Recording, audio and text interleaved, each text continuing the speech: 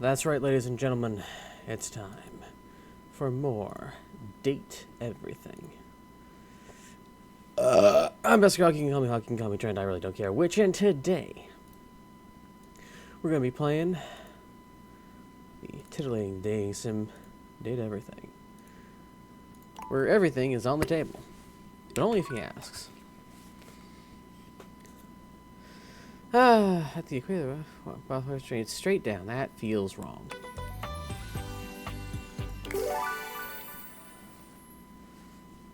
For the 1940s, where computer was used to refer to a position where somebody had to calculate something very quickly. I'm a computer. Stop downloading. All right.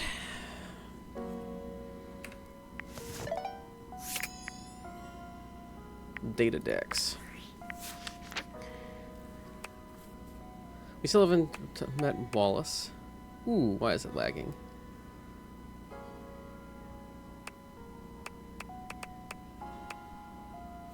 Ooh. Let's check to see if this is still going in the background. No, it is not. Close that.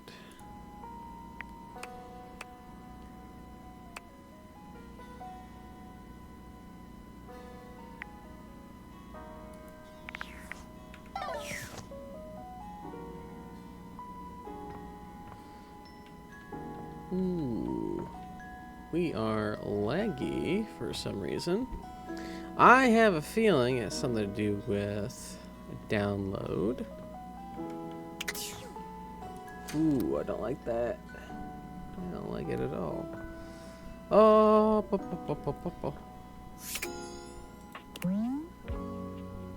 this box may or may not have a bottom. Only one way to find out. I bet it is. Okay. Okay. Don't like that.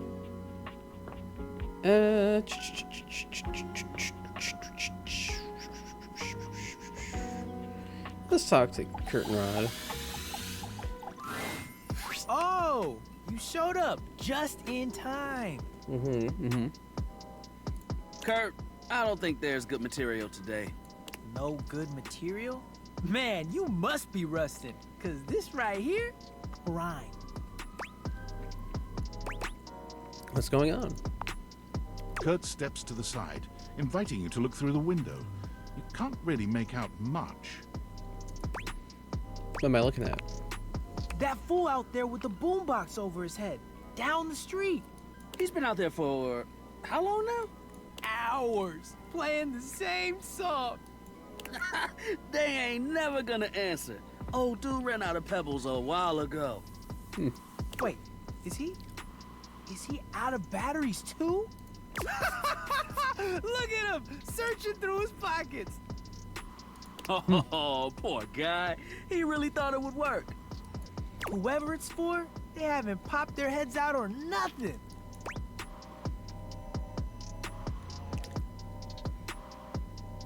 Yeah, the A's called. They want their technology back. And the 90s want that joke back. At least they're trying to be funny. You're up here just serving commentary. Oh, he ain't got no batteries. You just mad I got the gift. What gift? Of observational comedy. Who told you that lie? You act like you don't laugh at my jokes. That's what friends do. Laugh at each other's jokes? Nah. Lie! Oh, is he? He's walking away. Good try, my dude! Good try! Hope we can make it work with whoever it was. I think he should just move on. Take a tip from me. That's fair. When someone wants you, you shouldn't have to chase them down. He's better off without whoever he was trying to get. Unless he's not. You right. Yo, I'm tired. Looking at that guy made me tired. All right, let's just hang. Thanks for swinging by. We'll see you.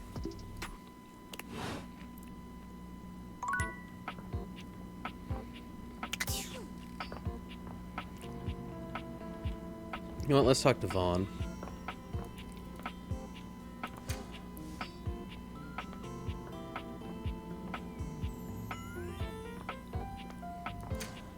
Excuse me. First, hot water heater. Let's go, lady. We're all out. Hmm? You made that pretty clear. I'm actually here for Stella. Oh my. That bad? Stella never asks for anything.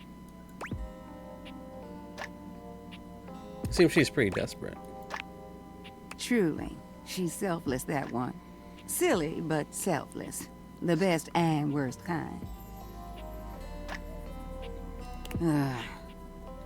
Is it this airway thingy? Unfortunately. Oh, Stella. I'll sign up. Someone needs to keep an eye on her. I forgot I had to talk to her about that. It's really laggy. I don't like that.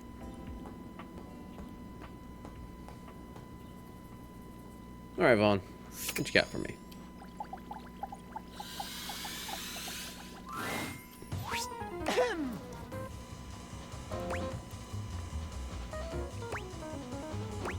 Hey, are you okay?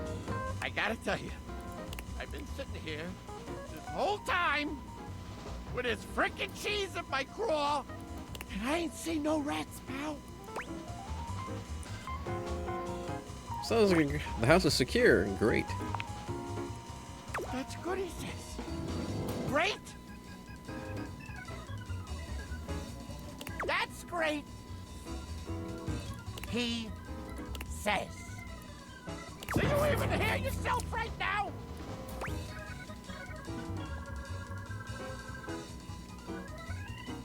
I mean, job well done? You son of a... Yeah, I'm this close. I swear to... Things are there, Murky. You must be new here, so I'm gonna cut your break. You're lucky. You gotta understand, snapping rats is what I do. And if I ain't got no rats, then what am I? Some kind of fool just laying in a crawl's face for my own amusements? I mean... Do I look like a fool to you? Huh? Huh? Answer quick. No, you don't look like a fool. Doesn't matter. If there's no rats, then what is there? Cheese?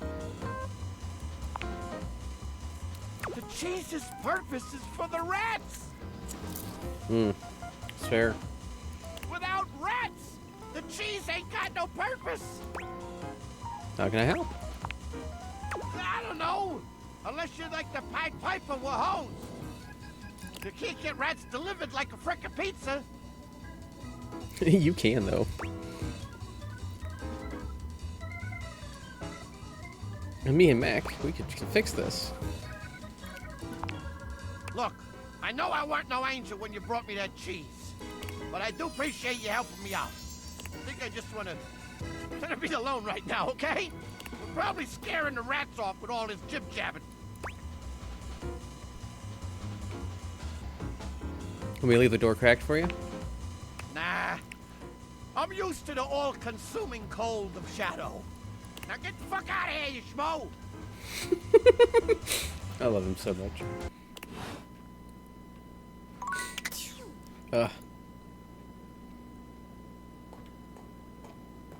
So nice. Why does that sound like a bouncing ball? Alright. Yep. Close this so that...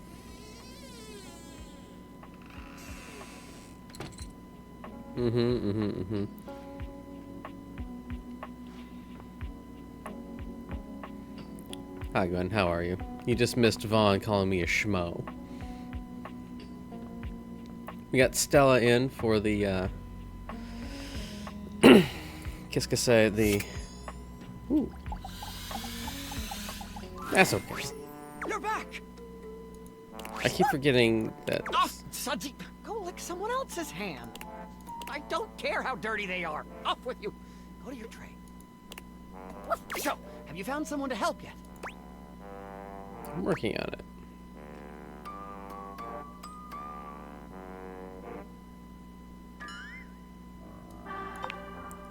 Well, it is like I have all day, so I'll see you some other time then. Sinclair.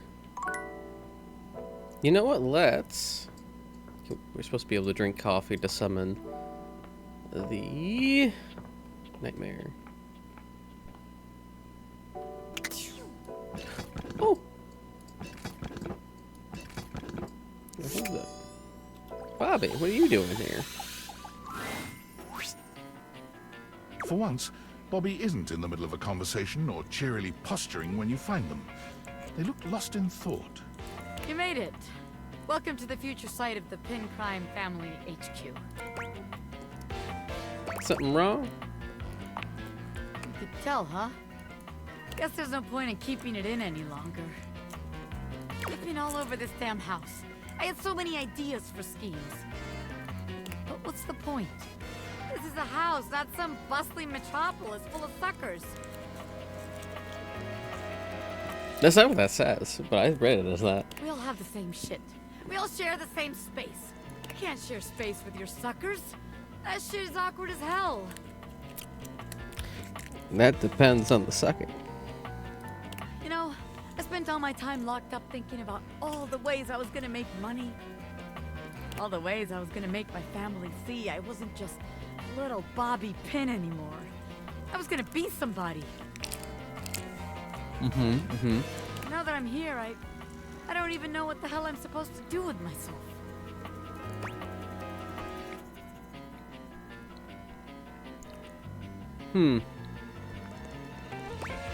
Did you give me a demonstration? I want to see an expert at work. Well, hell, why not? It doesn't take much. Bobby strides over to the door where you keep your iron. Watch the master at work, rookie. Bobby sets to work at the lock, closing their eyes and holding one hand before their back. Wait, actually, I can do you one better. They contort themselves into all sorts of knots, closing their eyes and twisting themselves into the keyhole without the use of their hands at all. My. It's a sight so bizarre, you wonder if perhaps you ought to have taken off the date viators. A bobby pin fitting into a keyhole would have been far less disturbing to witness. What's all this then? What are you, the fuzz? I'm the door. She's just hand deep in Dorian right now. Well, buzz off and open already. I'm trying to show off my world-class lockpicking skills to my associate here. I suppose you're harmless. If you want to see the wizard, go right ahead. Excuse me? How'd you like that shit, huh? Ha! I told you. Wow! Now that's what I call showmanship. I have some regrets. Ah! How many times am I gonna get startled in this damn house? My apologies, friend. I meant no harm. I only wanted to commend you for the commensurate showmanship you showed there. I mean, those twists and feats of dexterity. Audiences love a thrill like that. They do? Of course they do. Trust me, I would know. Audiences love me.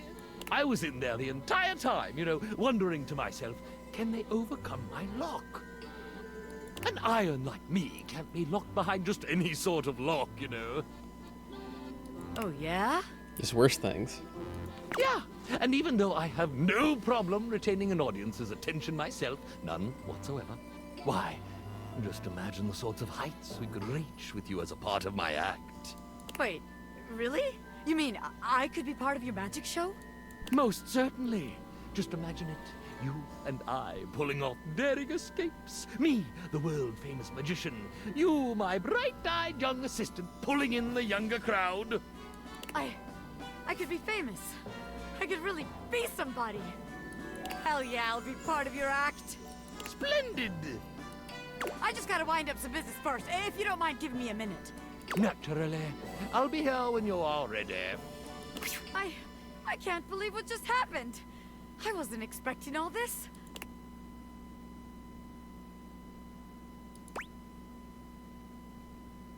What about us? Us? Well, look. Maybe it's better we don't work together. After all, it'd make the huge crush I have on you kind of awkward. Power dynamics and all that, you know? The Pin Crime family has standard ethics. I'd have to submit all this paperwork to HR, What a pain in the ass. Wait, crush? You're telling me you couldn't tell? You never felt that crazy electricity between the two of us? I was trying to stay cool, but I was gonna blow at some point. Better we don't have all that baggage in our way now. I'm glad it's not just me. Of course it's not just you. This shit was mutual, baby. Anyone could see it. Can you imagine our suckers trying to let us scam them? Meanwhile, we're making eyes at each other the whole time? Disgusting. Sounds kind of hot, honestly. Oh, you like being watched? Interesting. I'll have to remember that. But in the meantime, I guess I got some rehearsing to do for my new gig. You want to come with? I can get you a backstage pass. I love that. Hell yeah! Bobby offers you their arm, and as you walk forward together, you're struck by just how good it feels to be partners, ready to support Bobby in their exciting new venture, and receive their support in turn. As you watch Bobby perform, you're deeply proud to call them your beloved. When they turn to smile at you in the crowd, they make you feel as if you're the only one in the room. Well then.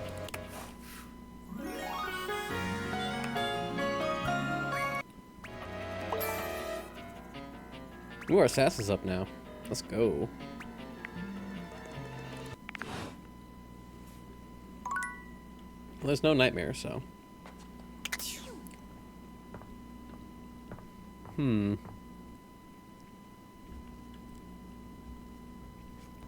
Wait, what?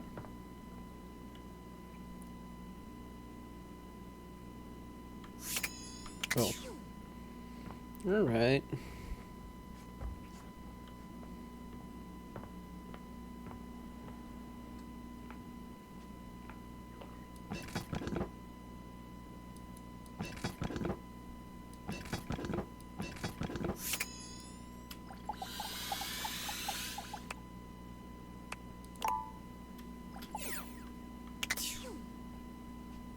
Get you. Yeah, damn. Ugh. Betty. Night, Betty. At some point we're gonna have to talk to that bear. Yes. You have to drink coffee to get Nightmare to show up.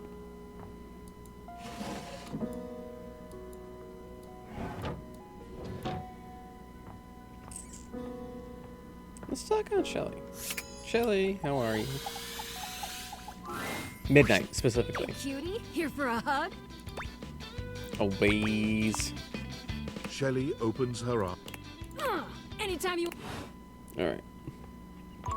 So that's all of her stuff for now. Let's get bent up on the yoga mat. Dunk is in the middle of a downward dog pose, showing off surprising flexibility for someone with a physique as rugged as his. When he sees you, he straightens up and waves, but not before you've gotten a good long look at him, in a rather compromising position.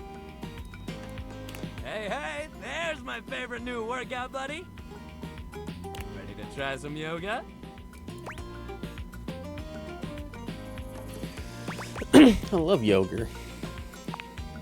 Oh man, yes! I'd love to hear that! Yoga is popular these days, but when I first started doing it, you wouldn't believe how many of my fellow athletes wouldn't take it seriously. Even now, you still got equipment like Chris, who thinks it's soft stuff for babies, and nothing could be further from the truth. But also, like, who cares if it's soft or not? Real strength comes from not caring about other people's opinions. We're gonna get our yoga on, and nobody's gonna tell us we can't. As if on cue, another household object appears in your periphery, perhaps to tell you you can't. What up, what up, what up? Dunk's normally unflappable smile grows slightly rigid. Ah, Shelly, hey. We were just about to... Do some yoga? Yeah, I heard. Shelley throws her muscled arms around the two of you, bringing you in for an uncomfortable group hug. She's so ripped, though. She's squeezing far too tight, evidently unaware of just how strong she is. But like, why do yoga when you could lift? Do you know how good at hugging you can be when you lift? Dunk manages to free himself from Shelley's death grip. You feel his strong fingertips wedging between Shelley's arm and your shoulder. Lifting is good for your hug muscles, there's no doubt about that. But you gotta have a balance, dude. Besides, yoga builds strength too. Dunk finally manages to pop you out of Shelley's grasp, but she seems entirely unbothered by your escape. Balance? Nah, bro. You gotta grab life by the screws. You don't want our good pal here to miss out on the best in life because they were too busy bending over and staring at the floor. No comment. Shelly, my dude, respectfully, life ain't all about lifting. Shelley's mouth drops open, as though Dunk has just said something absolutely unthinkable. It might be a good time to intervene. Lifting is great, but it can't be all you do. Exactly. Lifting is great, but it's just part of the routine. How can you say that? How else are you gonna lift your friends up and carry all their burdens and make them a part of you until you push them away or you collapse under the strain of it all? Shelly, we covered this. Why, that's no way to live at all. Look, we all got our priorities.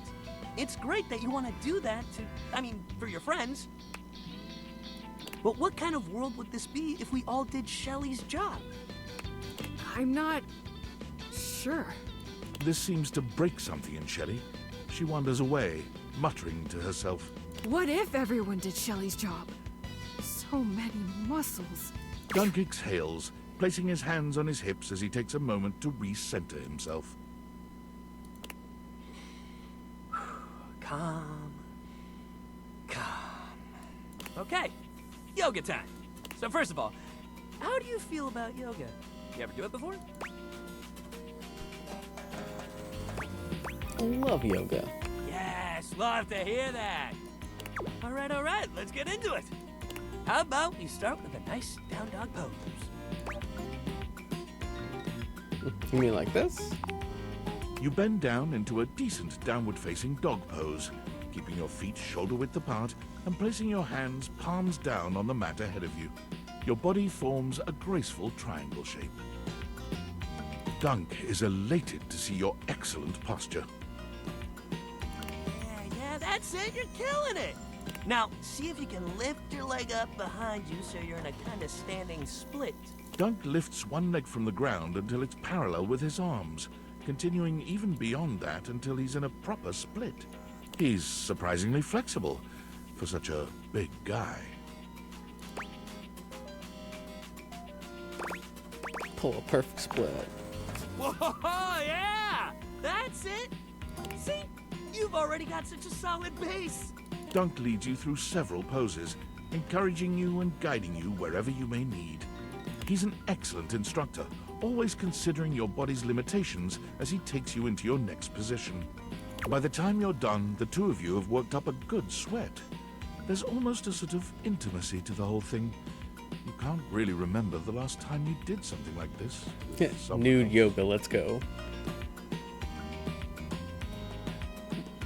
This is great. You're doing real good. Why don't we cool down with a nice cross-leg sit here? Dunk motions to you to take a seat across from him on the mat. As you take your place on the floor, you find that for once, his boundless energy has simmered down just a bit.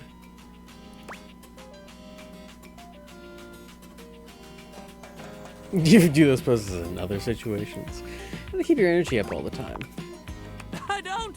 I get tired just like everybody else. Dunk grins at you, doing absolutely nothing to sell the point that he does run out of energy every now and again. We all gotta have rest days, even me. Hell yeah. You never take a rest day, you end up like Shelly. Dunk looks quickly over at Shelley, who is still puzzling over what it might mean for everyone to do Shelley's job. Just take your rest days, man. What the Gunk hell? breathes in deeply, in and out, seeming to relax further for just a moment. And then he's clapping his hands together and back to his usual energetic self. Great workout today, man. Really, you killed it. Next time, we're gonna do some good old-fashioned sports. I'll even let you choose the ball. Sounds fun. Hell yeah, that's the attitude. Alright. Got 3 charges left. Should we talk to... well, why the hell not? Oh. You find Stepford polishing his well-muscled arm vigorously. He appears to be muttering to himself. Hey, Stepford, what's up? Oh, hey. Sorry, I'm just trying to get this spot out. He's trying to rub one out. Not sure if you've noticed, but I've gotten a bit, bronze lately. Looking gold as ever to me. That's sweet of you to say, but I know you can see right through me. I don't know what I'm gonna do about it. What's happening, do you think? I have an idea, but I can't be certain. It's like this. I got the way I am, all gold and beautiful and all, because in my youth I was extremely competitive. I entered and won every contest I could find. I was a complete natural. I never really needed to try. I just showed up and showed off and showed everyone what first place looked like. I lived for the competition, the cheering, the adoring fans, the tough opponents. It was the life for me. So what's the problem? Trophies change over time. If we stop competing, we turn into showpieces. Our gold starts turning to silver, then to bronze. It's not that we stop getting given out, but our inner essence changes. Apparently.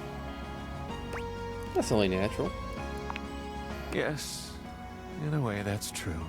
Eventually, we come to a turning point. It's either get back in the fight and risk the arena once more, or retire and spend our time polishing up, clearing away the patina, and covering up what can't be cleared away.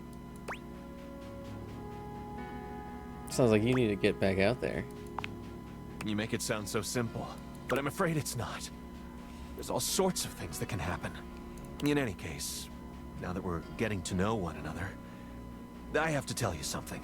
I started doing all this tanning because, well, I'm actually all pewter underneath. Pewter! Like what place even is that? 12th? Damn, I ain't smart enough to pull out the Riz. Exactly. I'm afraid the time of decision is upon me. What will you do? Honestly, I don't know. What do you think I should do? Oh, work hard and get back into competition form or retire? He's done enough. What is it? What should we do? Because very clearly, we do care.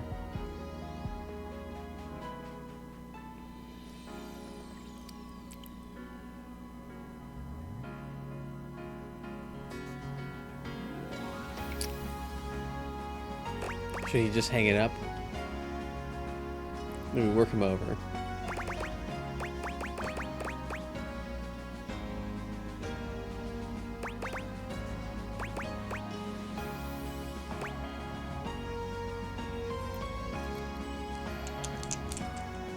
Oh, what the hell? I think he needs to get back into competition form. 2 minutes. 2 minutes. What's this? There's an announcement in a server I'm in. Is it bad? Is it good? Someone's laughing at the meme. Perfect. Perfect. Perfect.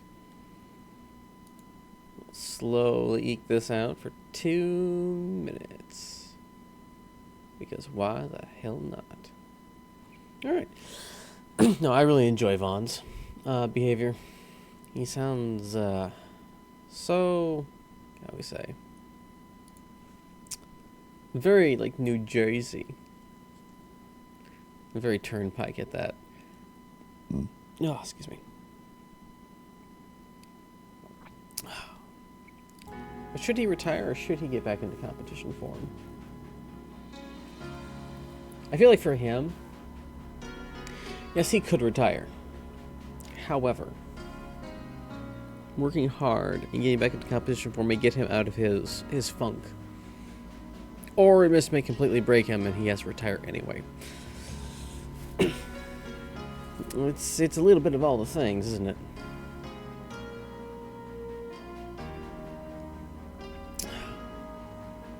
Well.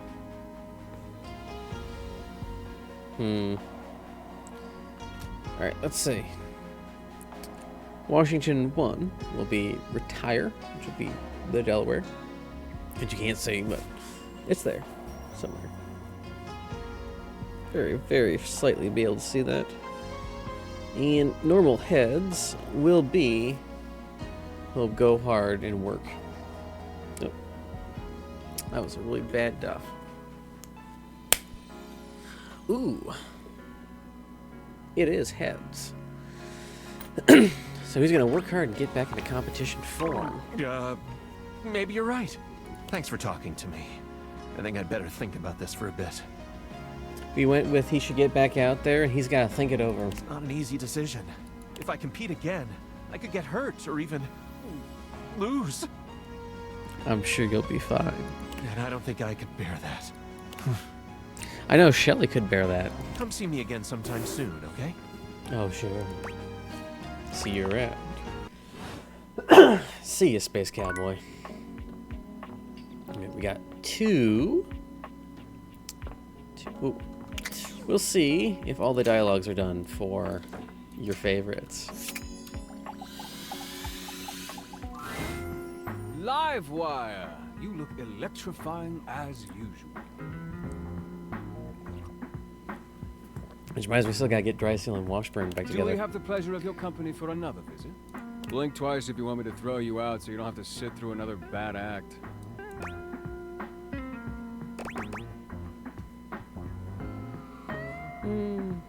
I'd love that. May I send over your usual? On the house, of course. Of course. My pleasure. The guests finish milling about and take their seats. There's a sense in the air that the headliner is making big changes that have never been seen before. Please don't be Johnny. Looks like my open mic policy is biting me in the socket. Here comes Johnny Splash. Whoa, whoa, whoa! Not Johnny Splash. I've come up with an entirely new act. It looks like some sort of eggnog. Or White Russian. I'm the artist formerly known as Rince.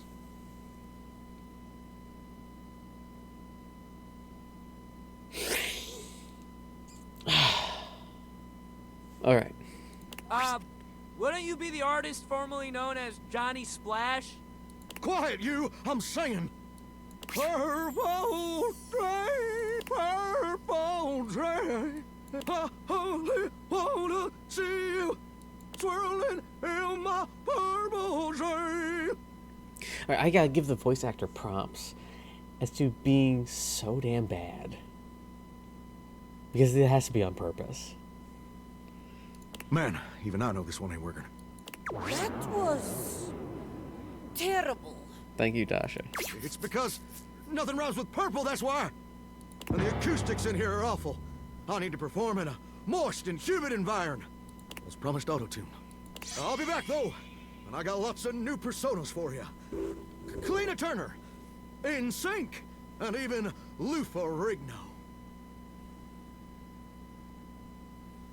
I'm glad. I really hope they all had amazing times with, Don't worry. I'm changing the locks on him.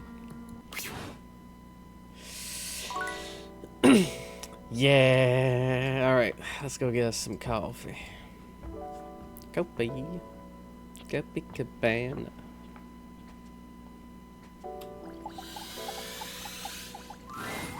Hello, sunshine. You told me to say hi? Abel? My sturdy cowboy. Oh, he's sturdy, all right. I've known Abel for some time now, and I'm not surprised he sent you to me. He's a solitary type, but if you asked, he'd give you the cloth off his table. Why, he holds up practically half the house without a word of complaint. He said he doesn't like the casual stuff. It sort of dodged me when I asked what he meant. Yes, he would dodge that question. Mm-hmm. I think the most important thing to know about Abel is that he's not quiet out of any kind of shyness. That's just how he is. If there's nothing to say, he's content to share in your company. So, does he like coffee? Everyone likes coffee, darling. I know a few who don't, actually. I'll pour you a cup of his favorite. It's an Ethiopian Sidama Adi that tastes like strawberries, served black and hot. I don't know how I feel about that. Sounds amazing. Oh, it is. With the coffee in hand, you take your leave. All right. Behold.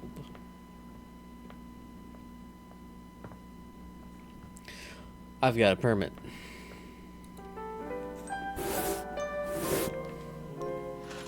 Oh, come on.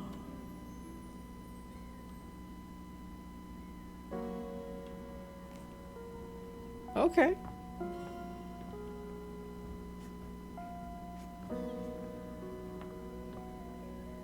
I feel like we should talk to the computer. Welcome back. I am so very elated that you have returned. There's so much new data I'd like to interface with you on. Catch you up on the latest download, to utilize hip internet-centric slang. Yeah, I don't care for the pumpkin spice stuff. It's like, oh, it's so amazing. It's like, this kind of tastes like licking the floor. Maybe we can interface later. Right now. yeah, that's great. Whatever. I need some rats. Maybe we can interface later. Right now, I need some help. Of course. Being of use to you is my favorite activity. How may I be of service? I'm searching for a rat. Oh, you must mean a mouse. No, lady. We need a Computers rat. rarely have those these days, but I'm sure we can order you a fantastic mouse from Valdivian.com, America's #1 product hole. Okay. I know I said rat, and I meant rat. A rat, you say? What an utterly peculiar request. But, as the Valdivian.com slogan says, everything is for sale here, even some things that definitely shouldn't be.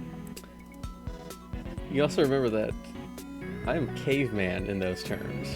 Currently searching the inventory database for rats. The search function has been completed successfully. It appears that Valdivian has 2 options for sale: dead rats and rat plushies. Which may I order for you? Okay, so we're getting this for Vaughn.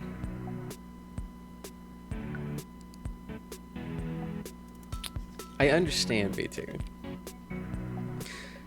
Also, dead rats or rat plushie for the mousetrap? Or the rat trap?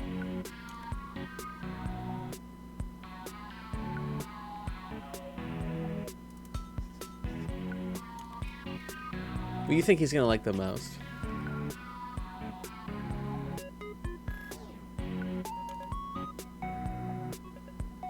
His whole thing is about killing rats, though. I feel like if we get him a real rat, he's gonna be enjoying it. Hell yeah, dead rats, baby. Mac looks at you for a few long moments.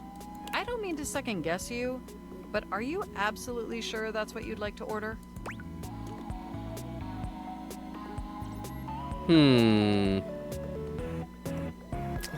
Let's go with the plushies.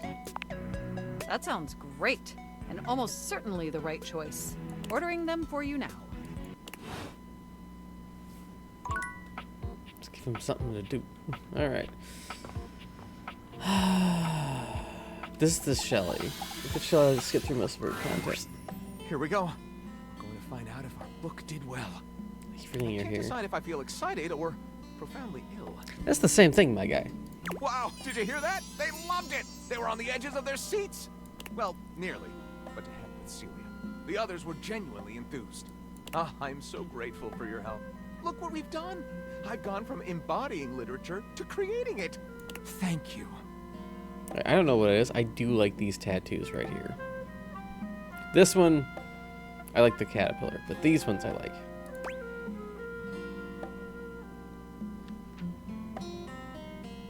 My pleasure. I'm proud of you, friend. Fans. Ooh, no, we're still at the... Ooh, we got some smarts out of it. Hell yeah. Well, I think I knew I was going to come out of this experience with a book. But to come out of it with a friend as well? What a fabulous bonus! Hell yeah, bonus. Okay, so he is this whole bookcase. Oh, wait, where's the wallet? Oh.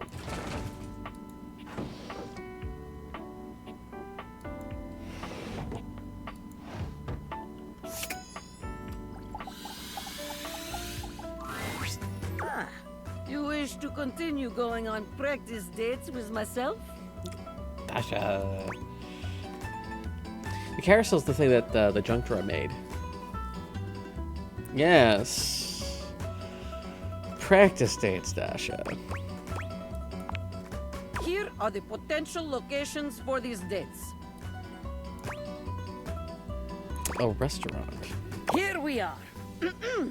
Shall we share appetizer, dear date? I'm so tempted to put I don't share food. Ooh, that pretty smells all the appetizer I need.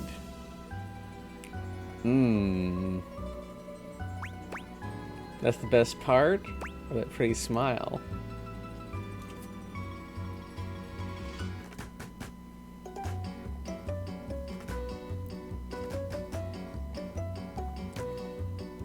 She seems like she would greatly enjoy the food.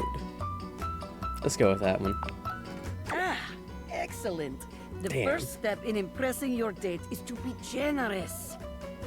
Dasha is impressed. So far, anyway. Let us move on. Our food has arrived, and I am eating my steak with great enthusiasm. What do you do next?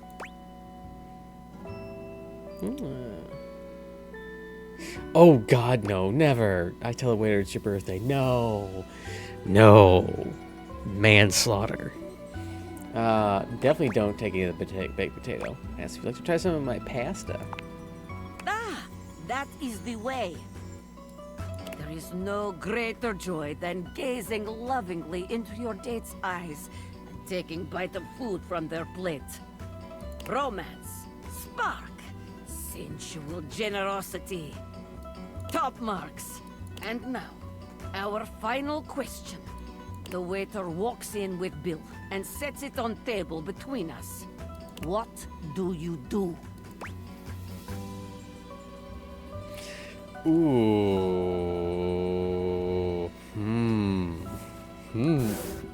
Obviously, we're not gonna beg for her to pay. But do we arm wrestle for it, or do I pay the bill while she's in the bathroom? I feel like she was gonna enjoy the arm wrestling, but I also feel that I should pay the bill.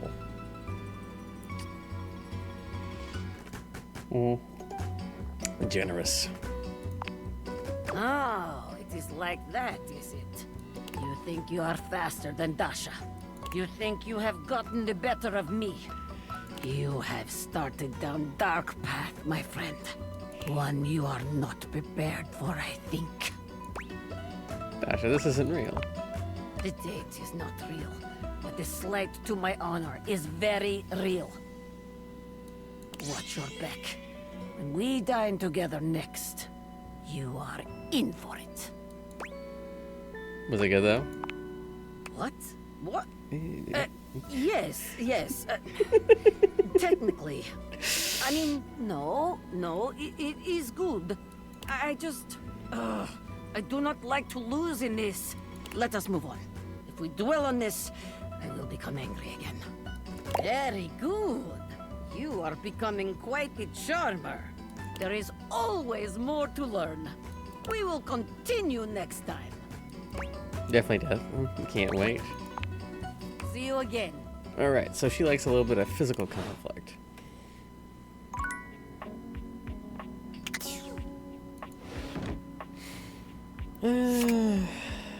Let's check on Matthew Mercer. Fine.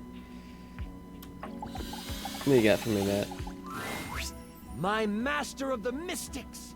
You have appeared before me as you had promised. Of course I have. I'm ready to play. I'm so glad you're here. I knew you wouldn't let me down. I rolled a crit on my insight check of you. I wonder how Matt Mercer feels being the DM. Before we start, here's your character sheet. You will be playing the mystical enchanter by the name of Dooley Day Seamal, a hapless apprentice studying at the Arcana Mystica of the Bookshelf Bluffs. I both love and hate all these puns. Looking at your character sheet, you will notice that you only have 40 health. Don't worry, it won't be that bad. That's pretty good. Lux will be a hotshot, using bows and arrows to strike fear into foes from afar. You two will be a great long-distance duo. What? Sorry, I wasn't listening. You're welcome for the twinkage. You'll be a hotshot? I just heard hot. Right, a hotshot. You shoot arrows. Like Cupid! OMG cute. Okay, I'm totally in. I'll wear a cute little diaper costume. You don't need to wear a costume. Let him wear the costume, damn it. Too late, I'm already changing. Right, okay, that's fine. Finish explaining everything. I gotta edit this clip. Okay. Back to the enchanter sheet then. You will see there are spell notches and schools of magic. No need to worry about that really, I made it more for me. Since this is your first time, I'll walk you through what you can do when the time comes. Are you ready to start? Maybe. Hang on, I haven't finished posting. Okay. Yeah, come. Here. Lux? Do you like this filter or this one? We're going to start. Let's Dewey this. I love it. We start our adventure in the study of your mentor, High Enchanter Melville. She is an annoyingly proficient enchanter, and you are lucky to study under her. Only Enchanter Melville is also a hoarder. If you ever needed a magical trinket or a mystical doodad, Melville most likely has it. And after 2 years in their care, you are still relegated to dusting these relics while Melville gives lectures to the spine of enchanters. Except for me, I'm famous. Sure. OMG, I love this game already. Continue.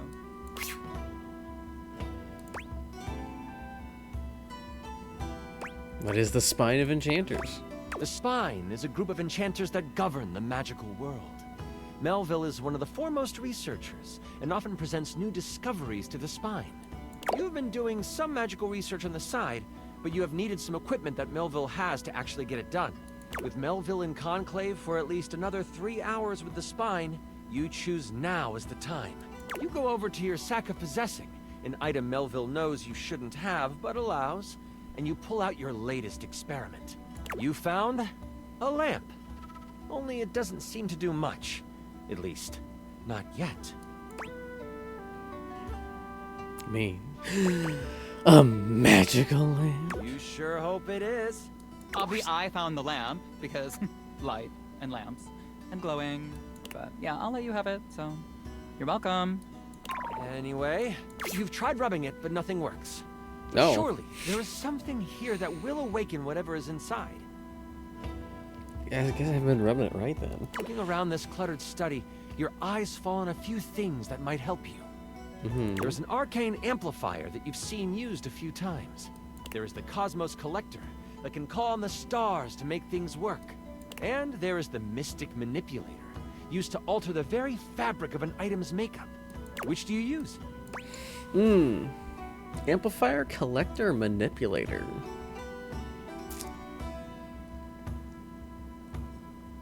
And the D&D thing? Yes, absolutely. Lux is great. Also, we have our health right there. Bam.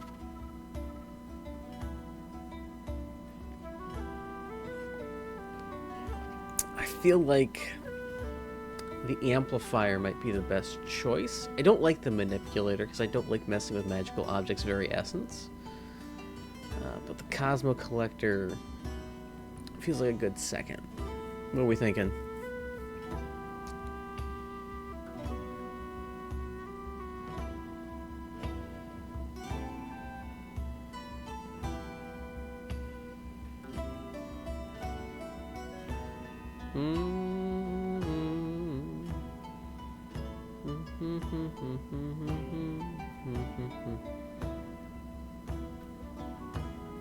Arcane Amplifier. I got one vote for that.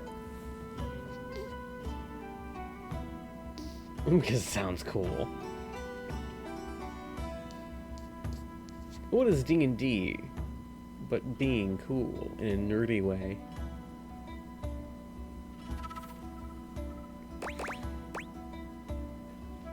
Let's go with the amplifier, baby.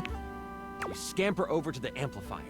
You slide the lamp into the mechanism and push some magic into its gears. It starts right up. It doesn't take long for the lamp to react to the device. First, it starts to glow. It takes on a warm copper look. But then, it starts to shake. Slightly at first, but then, boom! An explosion of magic rips the device apart, and white smoke consumes you. Some of the glass catches in your skin, and you take 5 damage. I roll to avoid the damage. What does a 1 mean? That's a critical failure. Okay, well, I just asked because I didn't roll 1. What did you roll? The number that avoids damage to my freshly applied makeup. You wave your hands, clearing your vision. And that is where you see it. It's Prince. The lamp, on the ground, broken in half. And floating above it, with beautiful purple skin and muscles that just won't quit. A djinn. Not my favorite thing to deal with. You've done it! You released the djinn inside of the lamp. So, you the one who went off and set me free and all that? Look at the mess you made! Wish number 1, clean it up. Hell yeah, I did. You can thank me with my wishes. The djinn looks at you and cocks out a hip. This one has attitude. Oh, we've got weaponized attitude. Lux, get him. Ah, so we're going with rude instead of grateful then, huh? Got it. They then look down at the broken lamp. And the one who has the lamp gets the wishes. Except there is no lamp, is there? Can't be nice and just give me 5 wishes anyway? I'm good. Thanks for the jailbreak. And with a whirl, the djinn flies out the window and towards the woods. You realize that this is bad. Oh my god, can I just say that this is like terrible writing? I love the way he said, oh my god. Like whoever wrote this did like a terrible job. No offense. You do know I wrote this one shot, right? Wait, really? Oh, wow. Okay, yeah, and I was totally joking. You sassy bitch. Because it's so creative and original. Do you mind? Wow, relax. I am just trying to give you a compliment. Moving on. How bad is it? Djinns have been trapped in lamps to stop them from being mischievous and using their powers for evil. You have unleashed a great force into the bookshelf bluffs. All of the most powerful enchanters are in conclave for the rest of the day. And if High Enchanter Melville finds out you let a djinn loose, you might as well kiss your education goodbye. What do? I piss on it. Hit me with it, BT. Which side are we? Where am I getting this tea? I go after it. I gotta catch it. Melville can't find out. Time to clean up my mess. Then catch the djinn. How bad could it be? I gotta go after it. Gotta catch it. Yeah. Blessed thing. Time is of the essence. Clean up my mess and catch the Using a quick spell to sweep up all the glass and metal, you quickly tidy the study before rushing off to prepare to catch a Jinn. In your dorm, your sack of possessing over your shoulder, you start to think about what you might need. What I might need? But you don't have a ton of time. Your battle wand, of course. You also grab your Tome of Terrible Creatures. Flipping through it, you make sure you find the chapter on Jinns. One paragraph stands out to you. It's about metal and the way Jinn react to it. It's something to come back to. Oh, don't forget your ringing rock. Someone might call you. You know you can't hesitate for too much longer, so you decide to grab one more thing. Do you want the large red mystery potion? Or there is a box with runes sketched into it. It looks like your roommate's. But it also looks powerful. Maybe this will help? Hey, if we made it in an hour.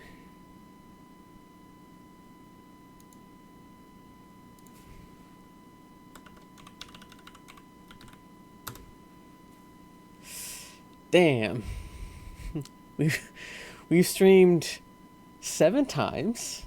If we've gotten 7 scalps. Also, that's great to hear, BT. I'm glad you have adventures with that. Which do you take? All right, we take in the potion or the box. I feel like the potion is going to help us because, you know, health. However, magical boxes are always useful.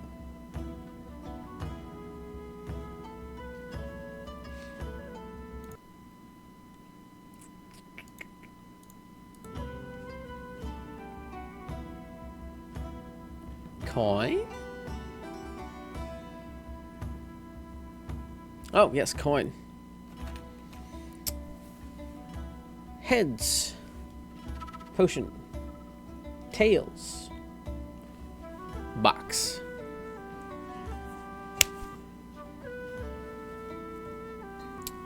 Tails. Which means give it a box. You grab the box and shove it inside your sack of possessing. I don't like shoving boxes in my sack, but okay. You have no time to figure out what it is right now. You quickly head out of the door and toward the woods. You get to the edge of the woods and it isn't hard to figure out where the Jinn went. A path of trees has been bowled over. The funny thing is, the path seems to be heading toward a very specific location. It is headed for the hut of the groundskeeper, Moise. Moisiaris? Moise is a bumbling old fool, but has a good heart. If anything happened to them... Huh. Oh no, not Moise. You race through the woods toward Moi's cabin. Right on the edge of where Moi's cabin would be, you see Moise. They are tied to a tree, but they aren't resisting. A tiny gnome, Moise has always been kind to you.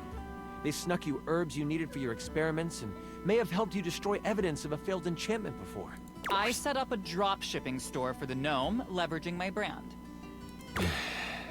And because of my incredible popularity, I offer him a 98.2% distribution split. Given how good Lux is with social media, that 2% is probably like $3 grand, at least a month. Anyways... I call it Zodiac Herbs for astrological abundance. And we make a ton of money. Moise, are you alright? Oh, I'm fine. You can leave me here. They said they would come back for me. They? Who's they? The trolls are following the instruction of the Jinn that came through here. Oh, I hope you didn't have anything to do with that. I admit it. It was my fault. Hang on, wait, nobody would ever actually do that. That is, like, totally unbelievable. Oh, well, that isn't good. Don't worry, I won't tell anyone. The Jinn might destroy us before we even get the chance. All I know is that the tools need my shed so they can build a throne for the Jinn. They might be able to lead you to the Jinn. What do you want to do? Attack the tools. I'll beat the location out of the Jinn out of them. I'm stealthy. Yeah, I can follow them back. Maybe I can question the trowel. Sneak. You decide to stealth your way out of this one. As the tools begin to head off down a path, wood and various building materials in hand, you follow them from a distance. Every now and then, you have to stop because the trowel looks like it's looking for you. But you keep going, following them for a few minutes. Eventually, they stop. All right, time for our break. We've been working for an hour, so we're taking 10. The tools all put down what they are carrying and they begin to talk. You listen. So, Rick, you doing all right? This work has out of your general wheelhouse. Oh, thanks for asking, Spade. I'm hanging in there. Travel can really push a person, though. Oh, I know. Try being their cousin. Crazy thing is, I should have stayed in the glade with the gin. Did you see all those leaves? They were everywhere. And I'm the perfect tool for the job. But no. Lift this board, Rick. Put it there, Rick. The spade puts its tiny hand on the rake's arm. When we get to the glade, you want me to say something? Nah, thanks, though. The gin seems like a fair guy. I'll talk to him, see what he can do. The trowel walks over to the rake and the spade. We're gonna head back to the shed after our break. Gotta pull some nails for Hammer. You've heard all you need to, and you head toward the glade. That's it? We find out where to go by listening? Don't be surprised if you lose subs over this writing. What subs? What are you even talking about? As you make your way toward the glade, your magical senses start to tingle. Subs. You see a few pebbles floating in midair. They float up and down, glowing a soft blue. From your education, you know this to be a ley line. It is one of many that converge around the school. You think this is why the Jinn went this way, to amass more power along the ley line. But there might be more to it than that. Still, time is of the essence. You could steam forward toward the Jinn, or stop and do some quick research from your book. Alright. Heads, books. Tails, knowledge is power. Or sorry. Go after the Jinn's heads. Books are, ooh. Acknowledging our way out of this. Books are like sexy boob covers. Excuse me? I use them when I want to look like a librarian.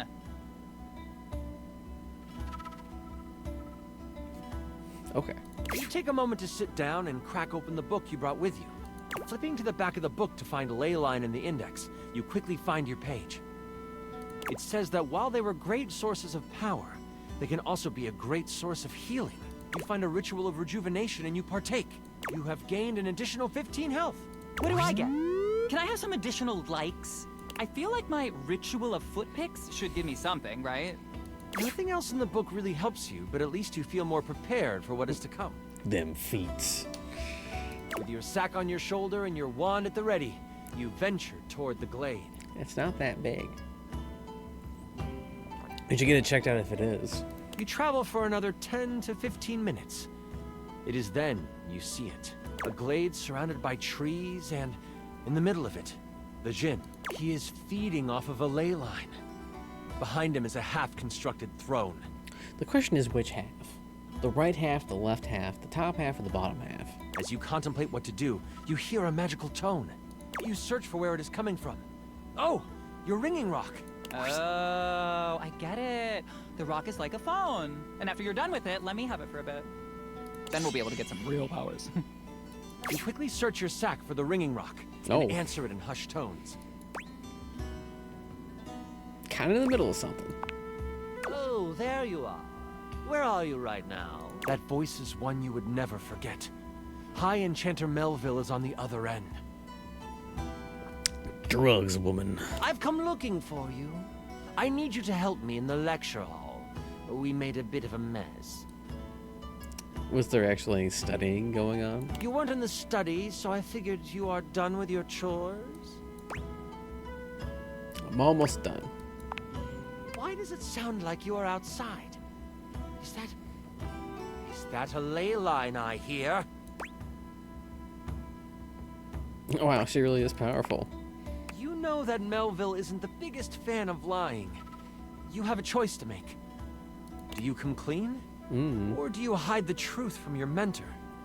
We all know what the answer is here. Lux, you son of a bitch.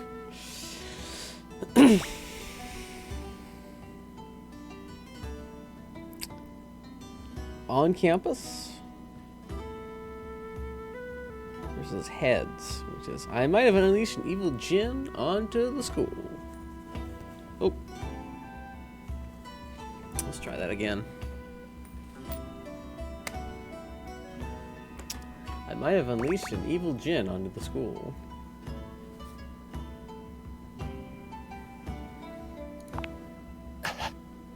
You what? I just want to go on the record saying that I had nothing to do with those. The ringing rocket's so hot you can barely hold it. And let me guess, you're off trying to capture it on your own, aren't you? You hear her signature mumbles along with some choice words rolled in there. Yes. All right. Listen closely. You need to bind this stupid thing. If you do exactly as I say, you should be fine. Mess it up, and you will be blown to bits. Got it? You listen closely, taking every action to memory, and then repeating it back to Melville. First, circle the area with soil from where you stand. Then, begin an ice spell, only touch it to the ground. Lastly, recite the haiku of holding. You should know it from class. I'm on my way to you, but you must do this first. Hold tight. I'll be there soon. And don't expect to get off easy. The ringing rock disconnects. She hung up on you. None of that matters now. You have to complete exactly what she says. You start to follow the steps set out by Melville. The first thing you do is... I saw this trending. It's a circle of salt or something? Circle the area with soil. You grab a pile of soil in your hand and, staying tucked in the trees, complete your circle. The next step was to start what kind of spell? Fire! It's Leo season, and that's a fire sign.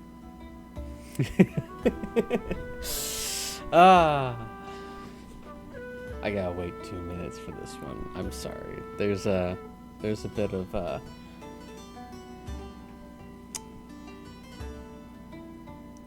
just because. Also, I love it when my cat does this.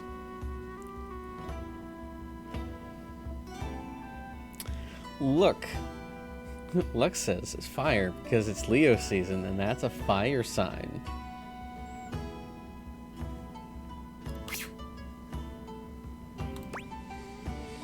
Ice spell.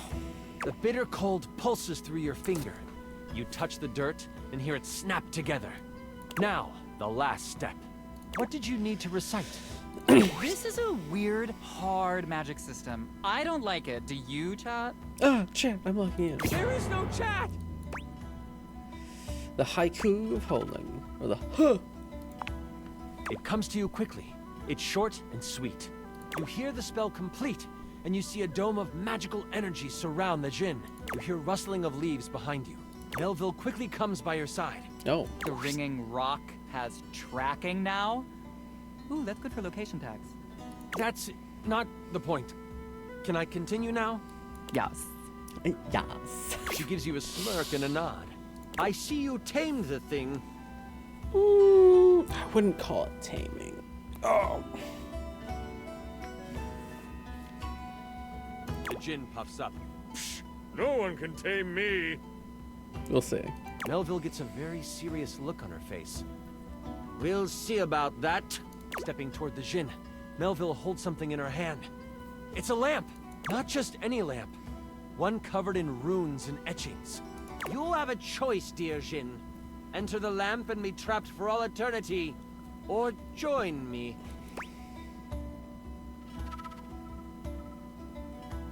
What's going on? Melville speaks to you without taking an eye off the djinn. With the djinn by my side, I would be the most powerful enchanter there ever was. I shall have his power, one way or another. The lamp starts to glow, and the djinn begins to be sucked into the lamp. Make your choice, djinn, she cackles. Make it now! The djinn, with a panicked look on his face, shouts, I'll aid you. My power is yours. Whoosh! A flash of light overtakes you.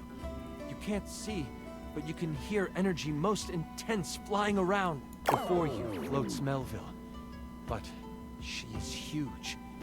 The Jinn has fused with her, and she lets out an evil laugh.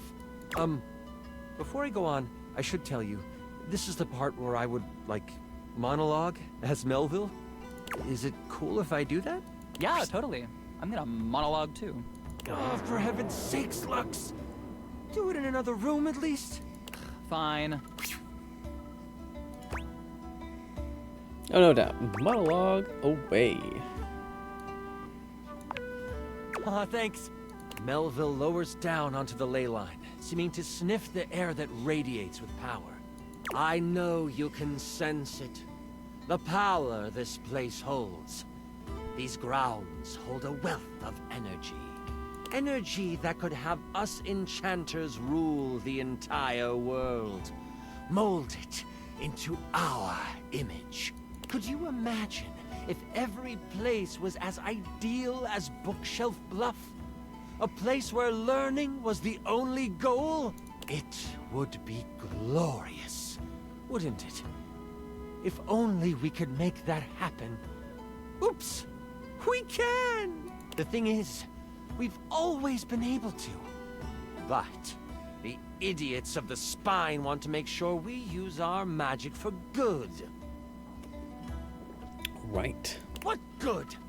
The world is full of evil all around us. From the Shoelace Shores to Cantalopia, evil is everywhere. But we can make it ideal. I can now make it ideal. What I will do will not be found in books. It will not be found in scrolls. The world will learn the peace we have found here, and I will force them to. There is only one problem to clean up first. Hi. You. You know my plan, and you could stop me. I can't have that now, can I? Well, I didn't think that What before. a pity. It seems I must finish you now. Melville begins to float again. Sling your spells if you want. At least you will die knowing you tried to stop me. Melville flies at you, a spell spinning in the palm of her hand. Only she hasn't quite got used to her new body and powers. The spell goes wild and crashes into a tree. The tree bursts apart, giant splinters flying everywhere. One hits Melville directly in the arm. She rears back, a pained wince on her face as she pulls out the large piece of wood. Oh my. This gives you time to react. You are panicked and aren't sure what to do. Kill. Ooh, what the hell is the lamp she brought? You sprint for the lamp Melville left on the ground. Upon touching it, you see it is covered in runes. A quick scan shows you they are runes of capturing. Put that down, Dewey. You don't know what you're doing with that. Melville is scared of this thing. What do? Start reading the runes out loud. You are instantly glad you paid attention in runes class. The words come flowing from your mouth like water, and with each word, Melville gets pulled closer and closer to the lamp. Stop! You don't have to do this! I won't kill you right now! That means you'll kill me later. What? It is obvious she has never known humility.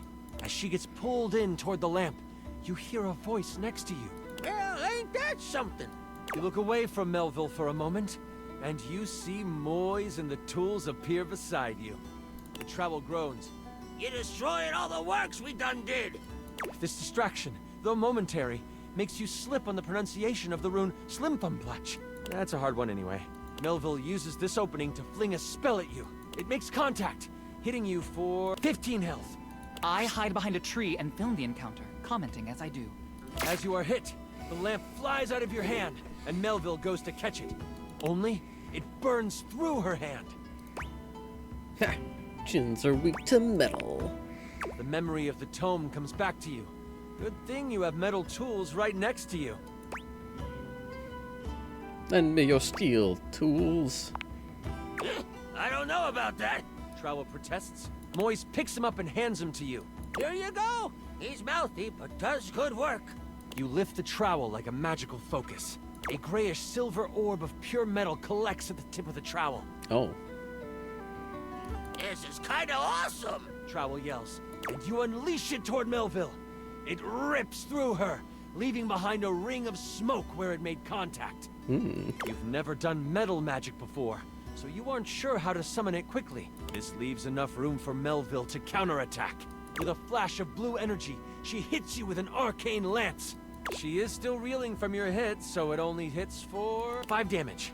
You stagger back, pushing through the pain. You lift your eyes toward Melville, and you see the other tools rushing her. Lux, are you going to help? Someone has to live to upload the tale. I'll be back here. They get a few swipes in before Melville starts to grab them by the handle and snap them in half. No, not the tools. In that moment, as if by magic, Moise appears. Oh, this doesn't look very good. Moise lifts a hand, and vines fly out of the ground to wrap around Melville. It looks like it's holding, until... Kaplow! The vines are thrown off and burst into flames as they hit the ground. Which reminds me, we should have a Gregor sighting tomorrow. Now I have to kill you too! Die, Moise! Melville charges up an energy attack. You have a moment to react before it flies. You have enough spell notches to do your ultimate attack. Or maybe a higher level metal spell? Or there might be something else you want to do.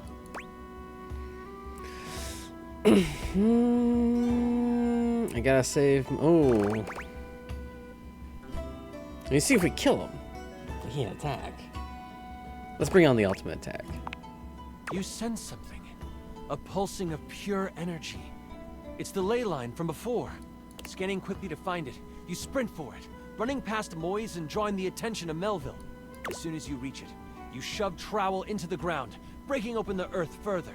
In an instant, you are transformed.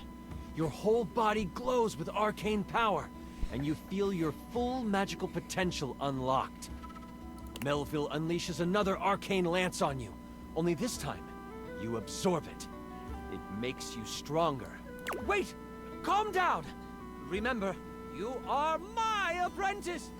We can rule the world together! But you have heard enough of her. With your hand pointed at the ground, you call forth the very metallic minerals of the dirt. They quickly form a giant harpoon of metal.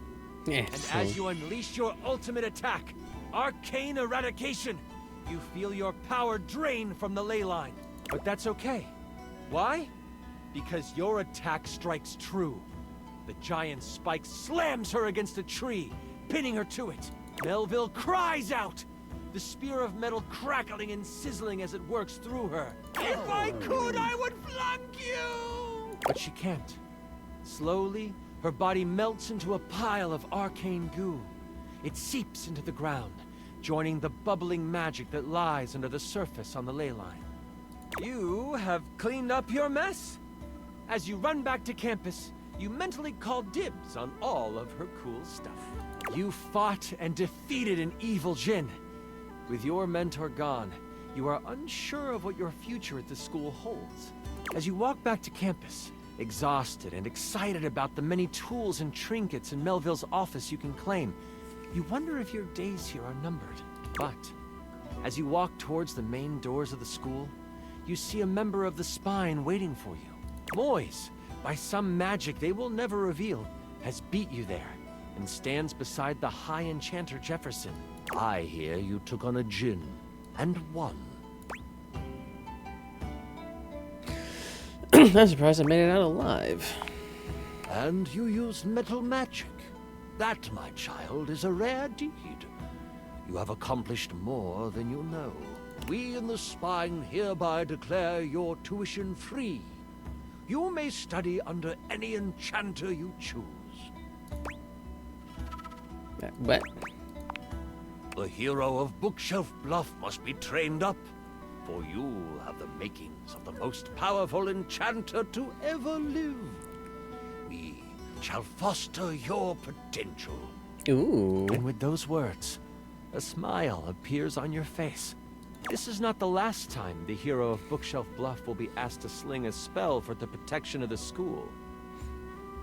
But that's another story. And I went on to be the most famous, sexy, popular, sexy, smart, popular lamp in Bookshelf Bluff. I just... Perfect, thank you. You were amazing! The way you just...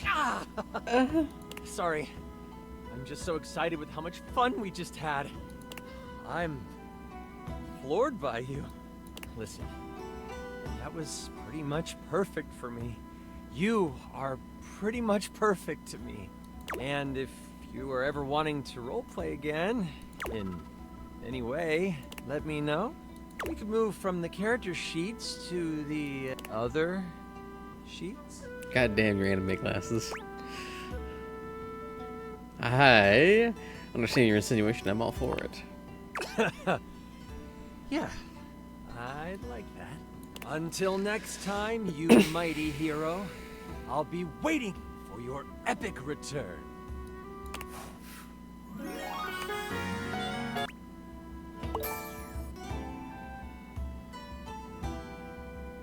Oh, it's our charm got up to 20 now too. Now let's try that coffee again.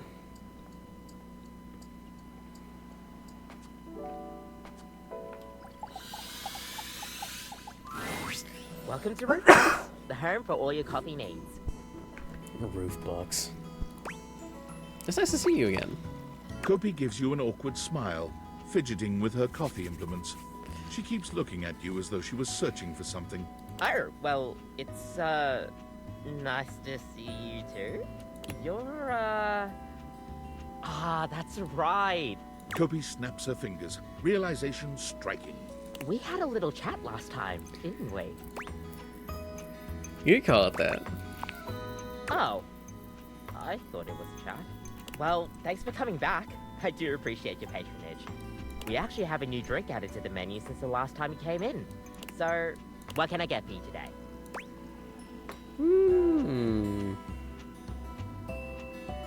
An Irish coffee. Right. Just, remember that the Irish coffee is going to be a little different. Make sure you can take your alcohol. I'm going to bed soon. Kopi makes a lovely cup of coffee in her expert way, topping it off with a generous pour of cream. You could smell the alcohol even before she hands it to you. I miss drinking. And there we are. Enjoy. Is there anything you'd like to know about the Irish coffee? What exactly makes it an Irish coffee? Well, it's just how it's made. You really need to use Irish whiskey. Any other alcohol won't really work.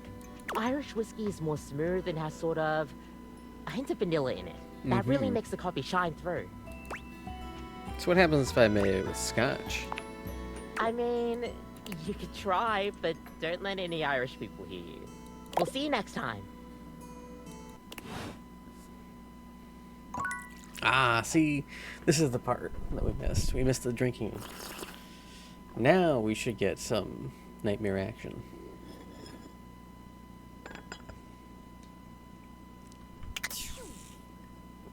You know what that means.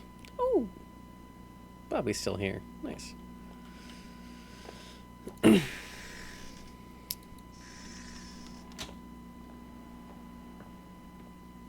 Betty. Oh, you betcha.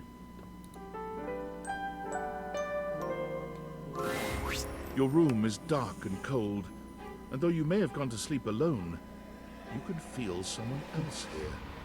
Nightmare looms over the edge of your bed, at once friendly and disquieting. Is it you again? Ah, you're back. I've been contemplating what to show you this time. I know her voice. What may unsettle you? Get your blood pumping. This time I think maybe you're speaking in front of an audience. Is that scary alone?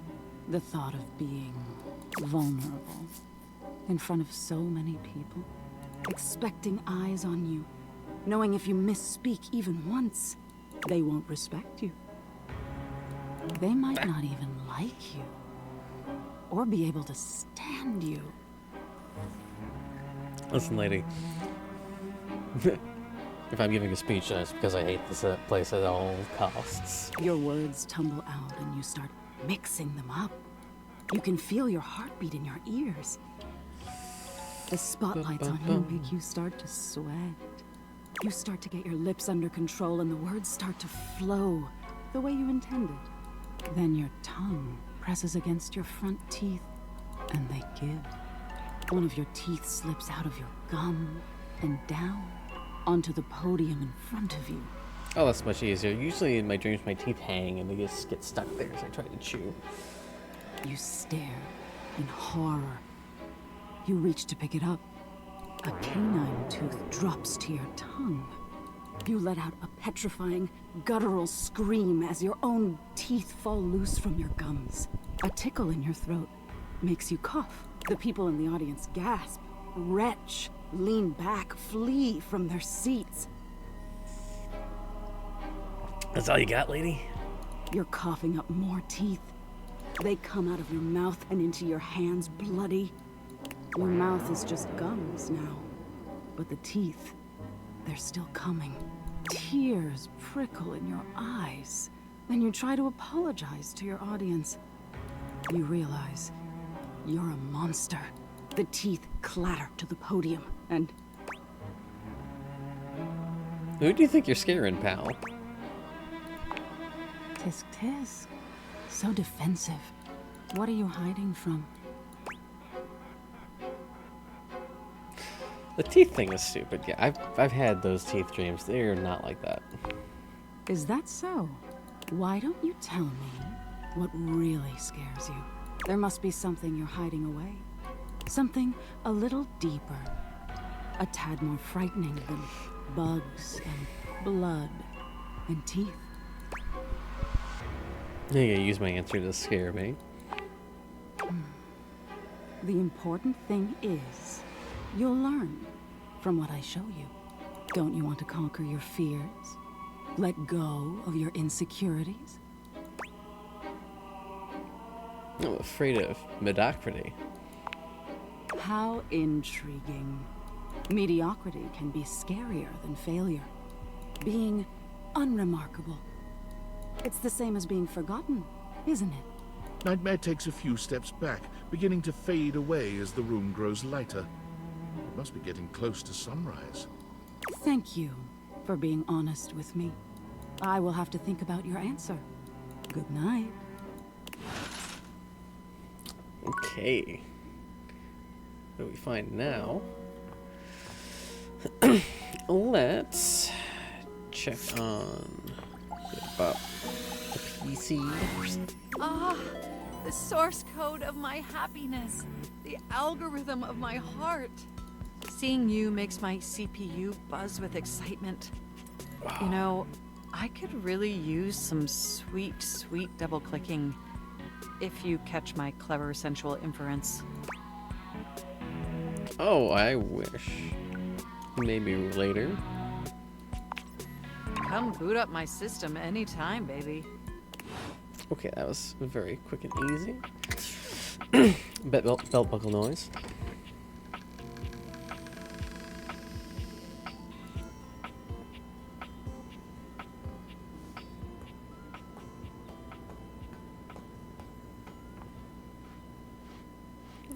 The rocket isn't there. All right. Come on, Vaughn.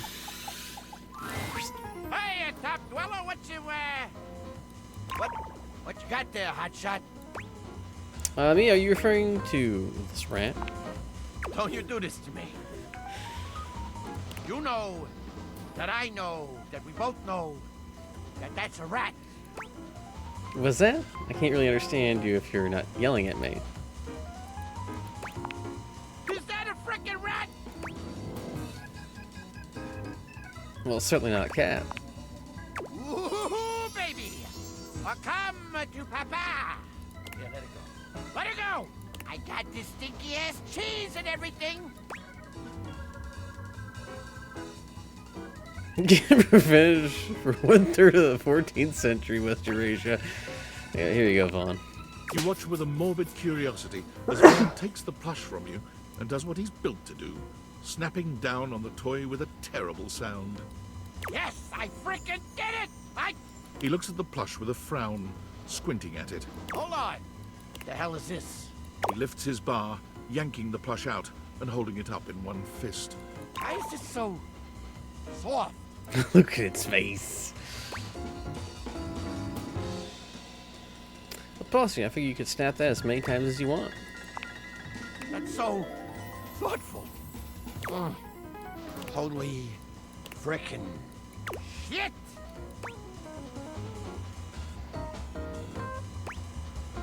Vaughn, you okay? Look at this! This cute little rat bastard! Oh! What do I do with it now? Keep it, snuggle it, whatever. I know it gets pretty lonely down here. Sap it into oblivion, purpose-filled, conscious clean. Keep it, snuggle it. He's mine? Jeez. Nobody's ever done something like this for me. I love its face. It's so adorable. But you deserve it. I'm not so sure about that. Why'd you help me anyway? Not that I ain't grateful or whatever. It's just, you know, weirdos like me, we don't usually make the best first impressions. Honestly, I loved his first impression. Maybe one of those weirdos too. That's the crack. I knew I liked you. Here I was, ready to snap my first rat I meet. And instead, I wind up all goo-goo gaga over some stranger who ain't never even been in a crawl space before. Are you coming on to me? Huh? I mean, Who? You dummy! I like you, all right? I like you too, Vaughn. You do? Like me? Like me? Even though I'm a crusty little guy in a crawl space who always yells at you? Who's still cute? He is kind of cute. I am, Oh, sweetness. You know, maybe we should. Of course, Vaughn. But I love you, Vaughn. Come here, you sexy thing! I might smell like Munto cheese, but this kiss is gonna snap your socks off, baby! You and Vaughn come together in a kiss so wrong, never felt anything more right.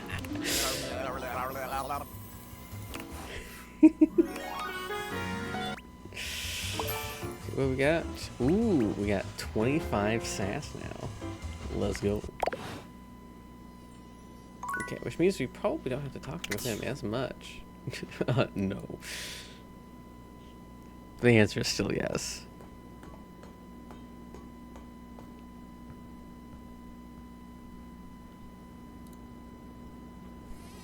We got him. Look at him! He's got the plushie on it. Oh, that's so adorable. I gotta get that for BT.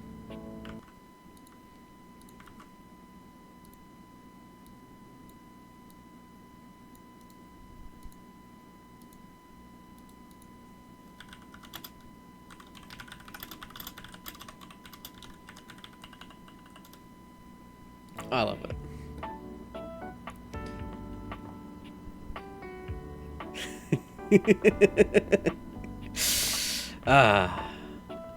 You know, sometimes it's just gotta be like that. Let's talk to junk drawer. Greetings to you, co-curator. Oh. I hope you don't mind. I installed this piece on my own. I just couldn't resist it. Jerry is the artist, our very own. Oh, he's so talented. How lovely to see you. I wish we had time for some gallery work today, but we have much more pressing matters to attend to in the attic. Meet me there, won't you? Okay, then.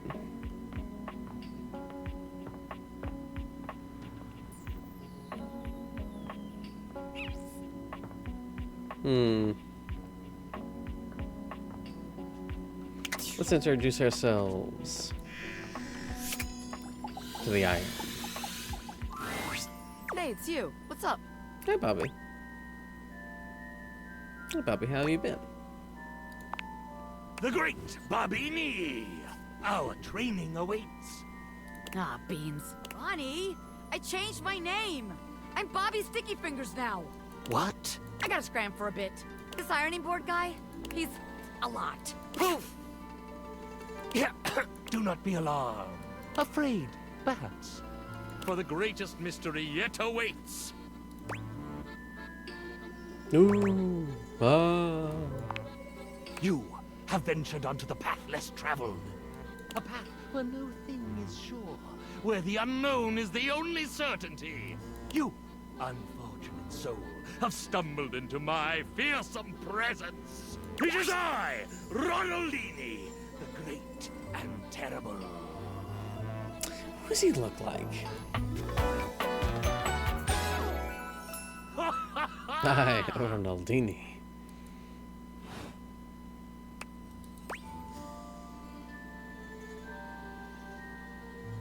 Oh, do it again. I can only assume you are familiar with my dastardly visage from the countless broadsheets and pamphlets strewn about proclaiming my sinister genius. Like your manual? I, Ronaldini, stand before you. You may quake, should you choose. Ah, or perhaps I should make you quake. Parts of me you're quaking, all right. Simple mental manipulation. I'm capable of so much more. Levitation, escape. I can even press nylon without damage. Ooh. About some physical manipulation. Sigh. Another sycophant come to kneel before the great and terrible. I, Ronaldini. He who tamed the Sultan's treacherous tigers and hedonistic harem in the same legendary night. How far he has fallen. I found Neely to be quite handy posture-wise. You've never tamed me. That might be fun. I'm not a sycophant. I'm just a regular, kind, sexually adventurous homeowner. This is your home? Yes, indeed. I like it, actually. So you are a property owner of great repute. I'd say my repute is average at best. Consider me impressed. Perhaps you aren't the pedant I'd initially taken you for. Thanks. You're most welcome. Oh, surprising one. Would you allow me the great boon of some transparency? I should like to speak honestly with you. He's about to trash our house. I'm all ears. Bring on the honesty. As impossible as it may sound, it is that I, Ronaldini, the great and terrible, was not raised by a coven pack of witch wolves, as my best-selling biography intimated. No, I can't believe it. Shocking, I know. I'm shocked like crazy right now. Crazy! My true origin story is decidedly not astonishing. I was manufactured in Canada. Gross. Oh wait, I had a roommate from Canada. Do you know Gary? Oh, wow, I didn't even hear an accent. Your sneaks are everywhere. I'm no sneak. No. I know, I was just kidding. Tell me about it. Sigh. My truth is uninteresting. It's interesting to moi. You don't mean it. Sometimes truth holds magic, and that's the magic that interests me. Surely you're the only human in the world who thinks so. I doubt that. You're inherently interesting. So go on, tell me. What is there to say? I'm a world-famous master of mystery, a diabolically devious devotee to the dark arts. And I'm a normal iron manufactured in Lloydminster, Saskatchewan. So you left that boring life and charged in the great wide world? That is correct. I live a lie every day. But is it a lie if you do it truthfully? What the hell? What an impossible question. Come on, give it a shot. Those are the best ones for learning about ourselves. I Escape the straitjacket and palace that hold your true prisoner. I see what you're doing here. I know, I'm so sudden, creative, and awesome. Oh, don't you see? I am my greatest illusion. I'm not great and terrible. I'm not even okay and slightly unnerving. I, Ronaldini, I'm nothing. Wow, this escalated really quick. I'm just Ron from Lloydminster. Well, pleased to meet you, Ron. Liar! You couldn't possibly be truthful right now. I'm boring. Every breath I draw is false.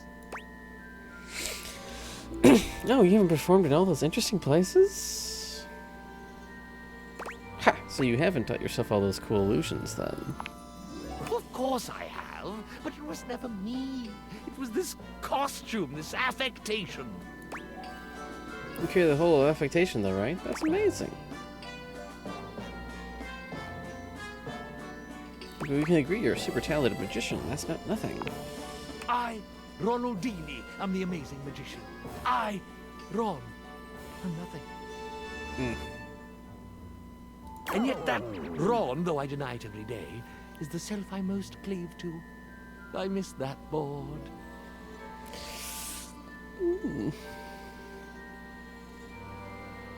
The board.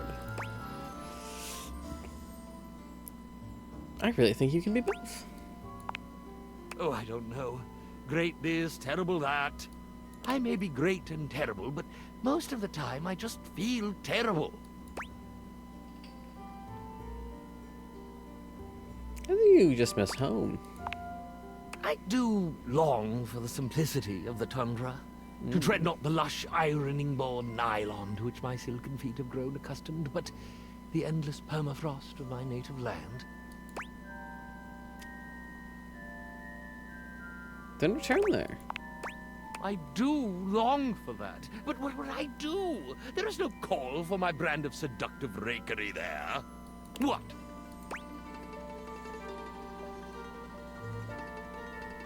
No. You could tour Saskatchewan? Oh? Perform the Grand Old Theaters of the Prairies and introduce the mystery that life's there so lacks. Of course. It's the only way to bring together your two selves. I will. I will do this very thing. A new tour. A homecoming. I can see it now. I can see the shining marquee through the blowing snow. Ron, the Iron, is I, Ronaldini. He's going back to Saskatchewan to perform in the prairies. Hooray! Look at you. Your greatest illusion becomes your greatest reveal. Oh, that was very good. You're witty, aren't you? I like to think so. Pretty magical, huh? Indeed. I thank you, dear sweet thing. I will forever be in your debt. Should you ever find yourself traversing the northern reaches of this selfsame continent, do let me know.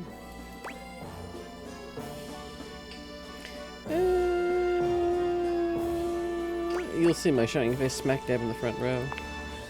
I'm a hero. So much to plan, so much to prepare. Do you have a good-sized box to ship me in? We'll find out. Now, we're gonna cheat the system. Welcome to Roofbox, the home for all your coffee needs. As she speaks to you, Kopi adds the finishing touches to a drink on the counter that better resembles a milkshake than a cup of coffee. I'll be right with you. Just need to get these chocolate shavings. Oh wow, chocolate shavings? Fancy. Not just any chocolate either. Gotta be imported Swiss milk chocolate. This feels like the fridge. A drink like this is basically a coffee-flavored dessert. I think there's much better ways to get people into coffee without doing all this. But it's for everyone's sanity that I do this, so one little chip off my integrity won't kill me, I guess. A chill comes over the room. Kopi looks somewhere behind you. perking up and putting on her best customer service voice. Welcome to Roofbox, the home for all your coffee needs. Too loud. Friar Errol has arrived, and he looks positively dreadful. You've never seen him look so tired. Sorry, Friar. Too loud, child.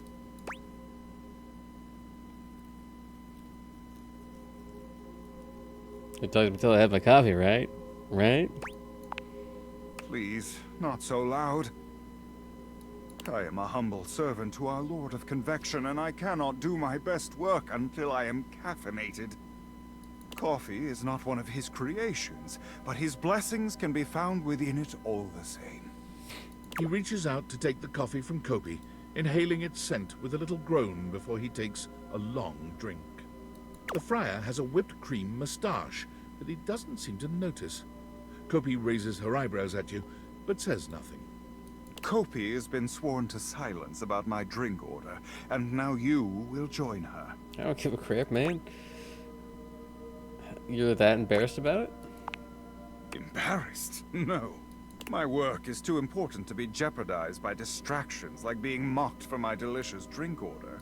Anyone with sense will know that just because my drink is luxurious does not mean I indulge myself in truly dangerous, sinful temptations. You know, that makes me think that he does.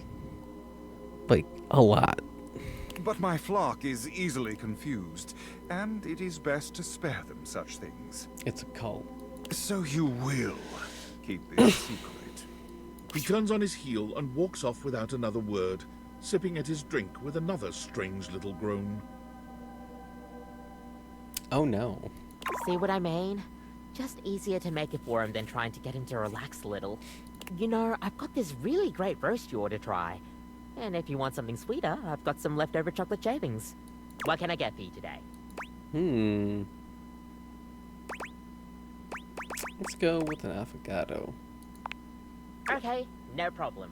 One affogato? Order up. Kopi flies into action, assembling your drink order with speed and skill. All right. Here we go. One affogato. Enjoy. Is there anything you'd like to know about the affogato? What is in an affogato? An affogato is a pretty fun coffee. Honestly, it's kind of more like a dessert.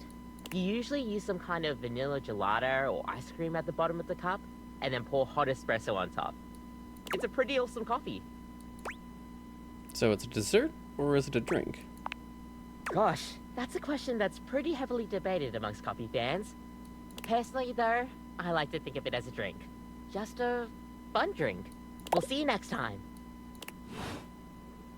Ba-da-ba-ba. Ba-da-da-da. That was not intentional. Alright, time to go see my dreams. As I try to get intimidated by the horse lady again. Betty. You've come to expect Nightmare's unsettling presence, but there's no getting used to the shivers her gaze sends down your spine. She doesn't even bother greeting you this time, launching into your nightmare with no fanfare whatsoever. You can't move. You're not even sure where you are, or what you're lying down on. It's soft, though. You feel like you could really sink into it. When you try to swing your leg over to get up, you remain still. When you try to reach your hand toward the ceiling, your wrist remains firmly by your side. When you try to pry open your lips and scream, your muscles don't move. It makes you want to thrash around even more. You try to blink. You can't. Your eyes are stuck open. For some reason, this feels like the worst part. No, the worst part is waking up a limb after it's fallen asleep. Until there's a crash to your left. The sound of someone slamming open a door. Or maybe kicking it down. Grab 'em, boys, you hear someone say in a gruff voice. No, no, you think. You're screaming inside your own head. You can't see whoever is there, but you can feel hands grabbing your limbs. A hand on your back as you're hoisted up. They carry you flat on their shoulders, and no matter how much you try to will yourself to move, you stay where you are. The only thing you can move are your eyes, and all they can see is sky as you are carried out of wherever you were. You realize you might be dreaming, but you can't blink. You can't will yourself to wake up. The sense of dread in your chest is too much to handle. You feel your heart will burst. You try your arm again. Nothing. Your legs. Nothing. When you try to inhale, there's nothing. You are still as stone. The people carrying you start to slow down. You are lowered down off their shoulders and onto something stiff. Oh my. There are panels of wood in the peripheral of your vision. But it isn't until the lid slams closed that you realize where you are. You're in a coffin. Oh. Panic rises in your chest, helpless as you feel the coffin slide down at an angle and settle in your grave. Thunk, thunk, thunk. There's the sound of dirt hitting the lid as you're buried. Suddenly, air fills your lungs, and you feel your lungs expand, and you're able to finally scream. Help! Let me out of here! You cry, pounding your hands on the lid. Thunk, thunk. The dirt continues coming down on you. You feel smothered by it. Did y'all hear something? You hear the gruff voice ask. Nope. Someone else replies. I'm in here! I'm in here! You scream, pounding your fists on the old wood. The burial sounds finally come to a halt. You can still hear the people above you, though. What's the tombstone supposed to say? One of them asks. I don't know. Doesn't really matter. It only got half done anyway, the gruff voice responds. Even as you struggle against your fate, you realize no one will even know you're here. You're too late to free yourself. Alright, I get your point. Oh, you do? What do you think the point is? So I told you I was afraid of being mediocre. That's true. But what do you think this teaches you?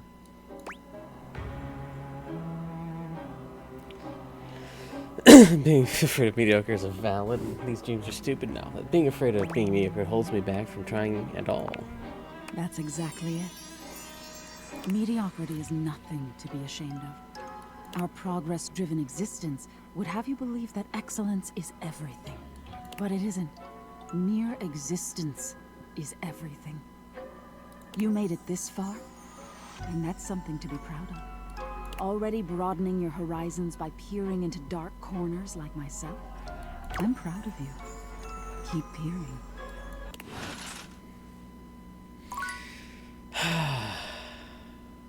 I'm not sighing because of the nightmare thing. I'm sighing because I'm thinking about that we'll eventually have to talk to him.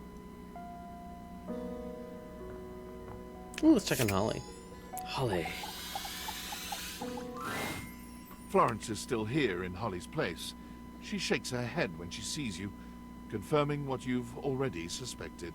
Oh, you're back. She's still out of it. She went really hard this time. I'll give her some space. She'll appreciate it in the long run.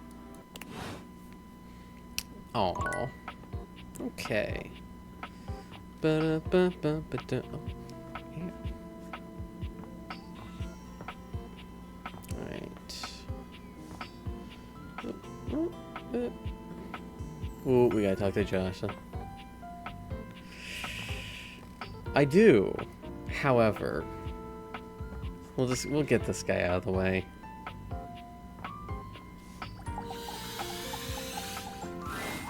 There's a lot of conflicting advice out there about how to stay healthy, don't you think? I guess so. No, I think the only clear diet is cookies. Sometimes I feel that way too. But I figured out that a lot of health is really just how you feel about yourself. It's all perspective. And the best way I've found to feel good and like I'm taking care of myself? Ugh. I don't know why talking to this guy makes my skin crawl. Try to go out for a little walk every day. Even a short one. Get out there, breathe that fresh air, look up and swing your arms and open your mouth up wide. Excuse me? Breathe in the world. It's good for you. It's good for the world, too. When you open your eyes up nice and wide and really see whatever is around you. Trees or cars or dogs or big buildings or the moon. Haunts you. It's all alive. It's all available to you. You're part of it and you're wonderful. It can all be wonderful through big eyes. A big ass. And sometimes you're just having a tough day. Even going for a walk like that won't make it better. But it sure does help. And you deserve that. Bugs. Whew. Not ready for a walk just yet, but I will. That's the spirit. Until next time, stay moving. It's like trying to date Mr. Rogers, but he's got an offender list.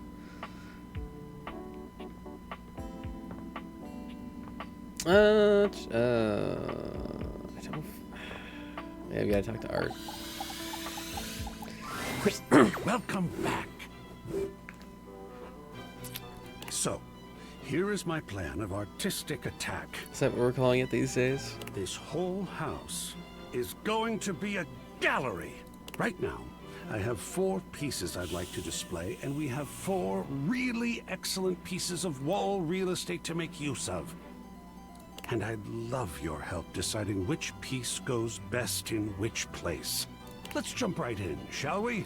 The first one is this powerful painting of a ship. It's done in the style of J.M.W. Gasburner. I actually really like that. He was actually quite troubled. You don't say. So moody. Shall we talk about it? Sure, why not? Absolutely. I love this one. So, what do you see? Great adventure. Romance in the high seas. Without doubt, the great age of sail. There is something so powerful about the ocean, about our attempts to be both one with it and safe from it. What mysteries lie beneath that foaming depth? Why are we so drawn to it when simultaneously it is the source and birthing ground of some of our deepest inborn fears? Fascinating and wonderful. Totally, those sailors were nuts. I'm sure there will be folks who look at us in the here and now and think that we were nuts too. Were. This kind of art is amazing in that it can capture a psychic perspective as well as a visual one. Do you think we should display this one?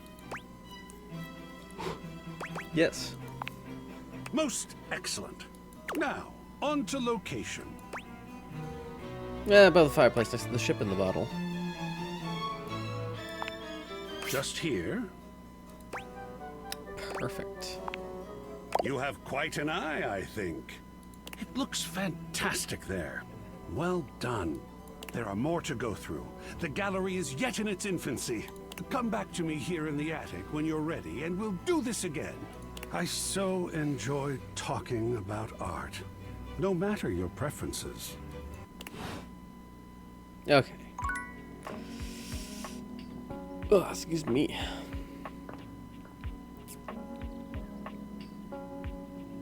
Look at the balls. Well, let's talk to Bathsheba. We haven't talked to Bathsheba in a bit. Bathsheba is deep into a novel of some sort when you see her. It must be salacious because she's gasping and fanning herself. Enough of the will they, won't they? Get you some fangirl. Just kiss her. Come on. You want me to kiss you? Bathsheba starts, throwing the book your way with a shriek. You take a closer look at the book. A ceiling fan and a pedestal fan, each with varying amounts of cleavage, stand chest to chest in a pose that lets you know right away This is a steamy romance novel. I think it is supposed to be Britney Spears.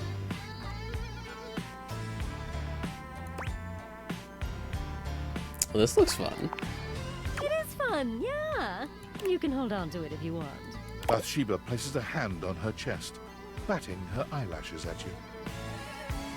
So, we gonna get to making me some friends? Absolutely.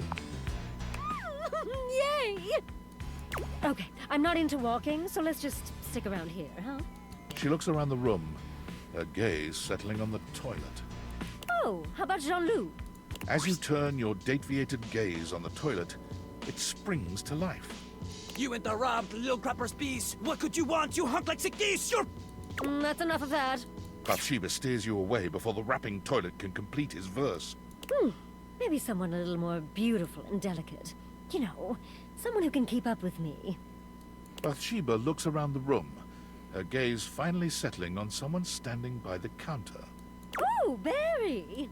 Bathsheba waves Barry at Barry, Styles. who gives her a surprised but enthusiastic little wave back. She greets him with an air kiss to each cheek, which he returns with the same sort of energy. They got the same eyeshadow, too. Oh, what's this now? Is it my birthday and no one told me? The fabulous Bathsheba come to consort with my humble self? Oh, come on, Barry. I see you all the time. Yes, but do you speak to me, darling? Aren't we, like, beyond words? I wouldn't go that far.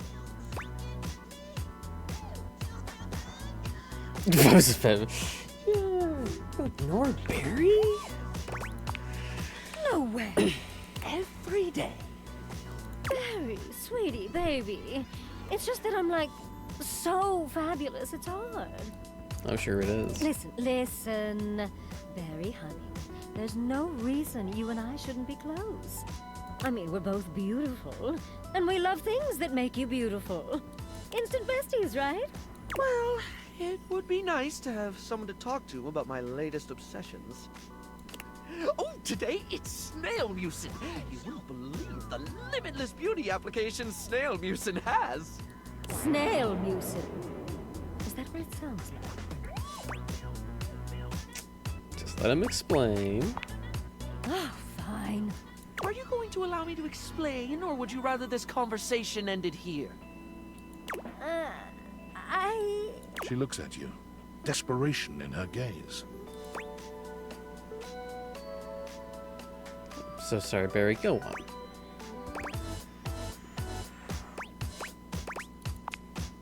Thank you.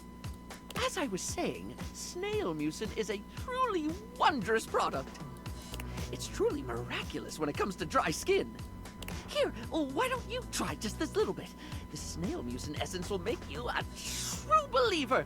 He holds a small jar out to you, dipping a small applicator into it and lifting it up, letting the product slowly drip back down into the jar. It's not the most appealing sight. I think I'm going to be sick. I'm out. Bathsheba flees, leaving you and Barry alone. Don't suppose you'd like to try the essence? Why not? Well, at least someone around here is open-minded. Oh, poor Bathsheba. We're speedrunning the nightmare.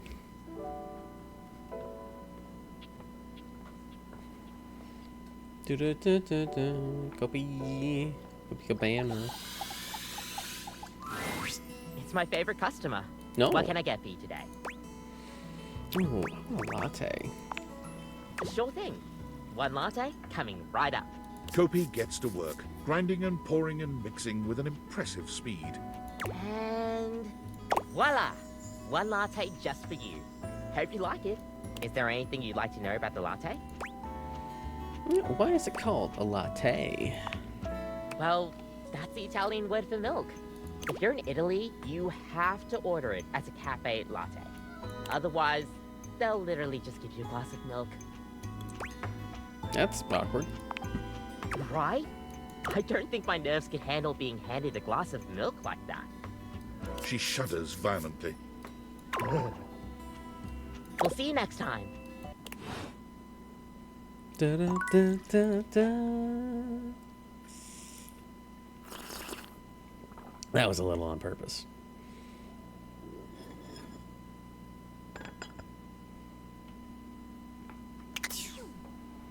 Oh, we're gonna have to deal with the oven at some point. The light. Last time, Nightmare just launched right into an unpleasant dream she prepared for you. But for some reason tonight, she hesitates. Whatever the reason, this could be your opportunity to get to know her better. Or perhaps to swing your dreams in a more pleasant direction. So, Nightmare. Oh, you want to talk to me?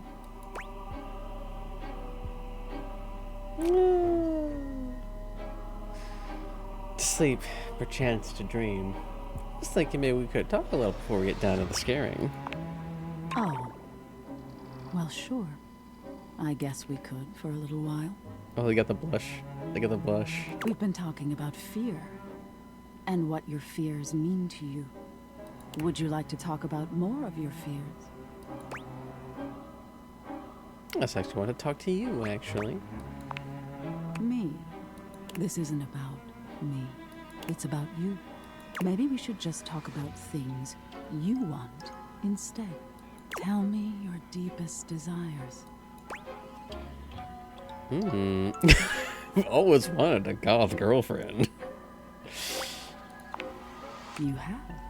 It's hard to tell in the darkness, but you could swear Nightmare blushes. That's interesting. Well, wow. Of all the things to have in your mind. There's all sorts of things in your head, you know. And I can dig through them and try to make the best sense of it I can, but haven't you ever wondered why some of your dreams are so nonsensical? I can make anything scary. But the scariest dreams are the ones that stick with you when you wake. The ones that come from a place of true fear. Things that keep you up at night.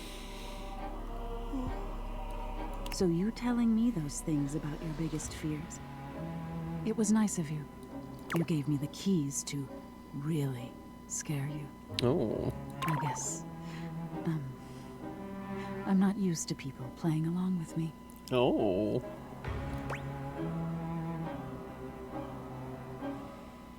There is the value in fear. I can imagine most people don't understand how important your work is. Few do, unfortunately.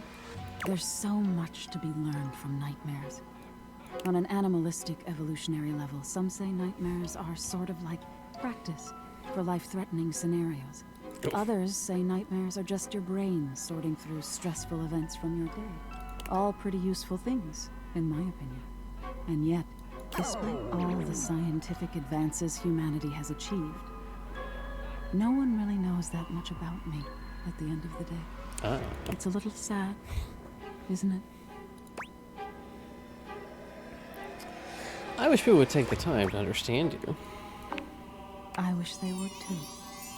Can you imagine how much better the world would be if people actually paid attention to the messages in their dreams? Nightmare looks past you at something you can't see. It's Dark Lord 420. Oh no. Look at the time. We've been talking so long. If I don't get started now, we won't have time to finish. You hear something dripping. Drip.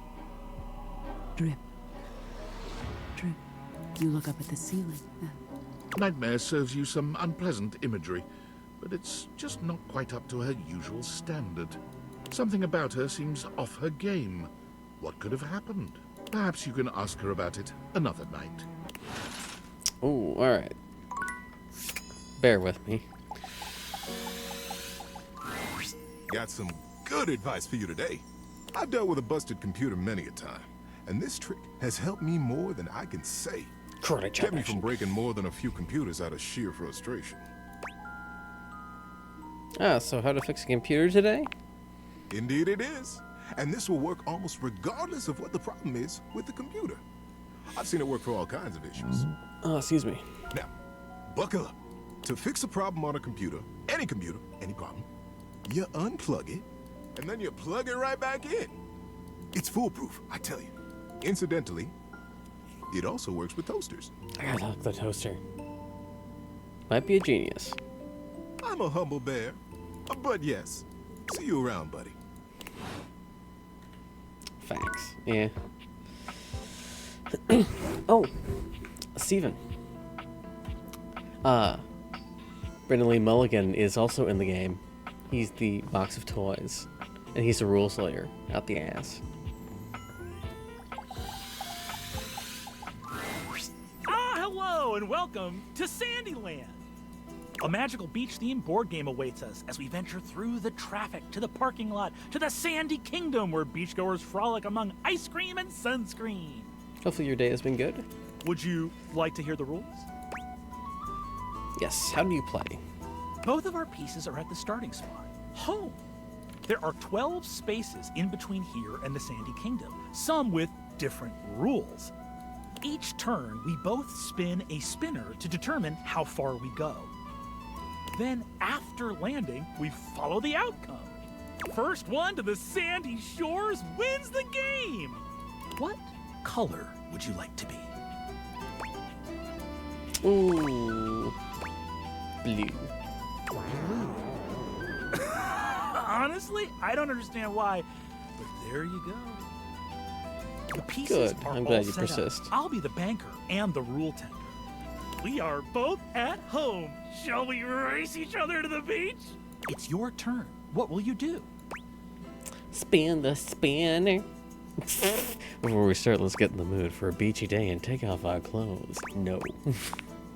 You spun a 4. You're on the 4th space, getting stuff out of the car. Good thing you brought the sunscreen. My turn. I spun a 2. I'm on the 2nd space, the parking lot entrance with the high fees at the beach. I'll have to move back 1 space to find a better price. Looks like it's back to you. It's your turn. What will you do? See's not only back to the pieces askew. Actually, let's get in the mood for a beachy day. No. Spin. You spun a 1. You're on the 5th space. Hot sand. The intense heat on the soles of your feet caused you to run forward 3 spaces. My turn. I spun a 3. I'm on the 4th space, getting stuff out of the car. Good thing I brought the sunscreen. Looks like it's back to you. It's your turn. What will you do? You think he was eating almonds while he was doing these takes? Spin the spinner. You spun a 1. You're on the 9th space. Loud music family. You're set up next to a family blasting tunes. Looks like you'll have to go back 2 spaces to find another spot. My turn. I spun a 3. I'm on the 7th space, looking for a sunny spot. Sure is crowded today. I feel like they just put a can of them in the recording booth, and he just kind of comes forward like a small mouse. Looks like it's back to you. It's your turn. What will you do? Spin the spinner. You spun 3. You're on the 10th space. Big bad sun. Good thing you brought the sunscreen out of the car. You move forward 1 space. My turn. I spun a 4. I'm on the 11th space. Notifications off. I am almost to a perfect sandy holiday.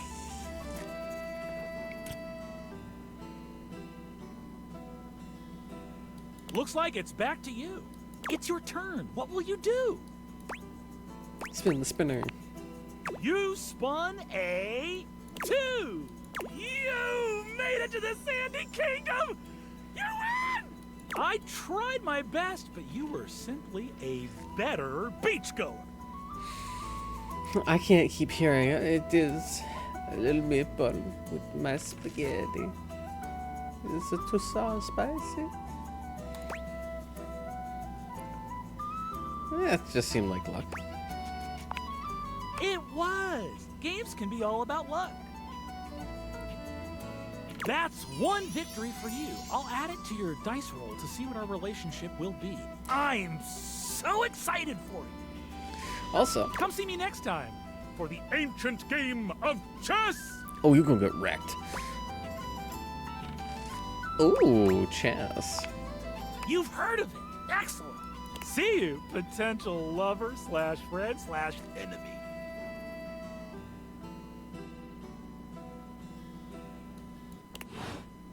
I do enjoy also the clips of Sub and Dom DM.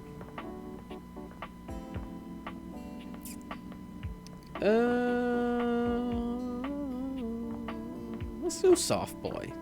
Soft Boy. Soft. Hey, you're back. That was fast. Did you talk to Phoenicia already? Oh, nope. Actually, I just want to check on you. Huh? Oh, me? I'm good. You sure? You look tired. Well, I guess I haven't really been sleeping much with everything going on.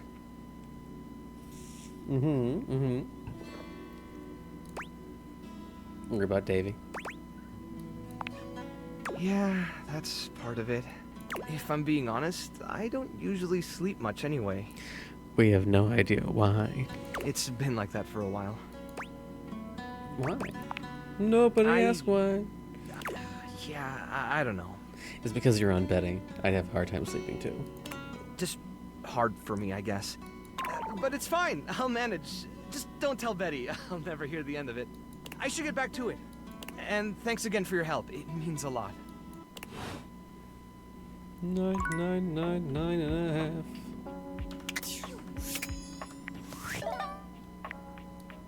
Phoenicia. Ooh, coming in hot. What you got for me this time?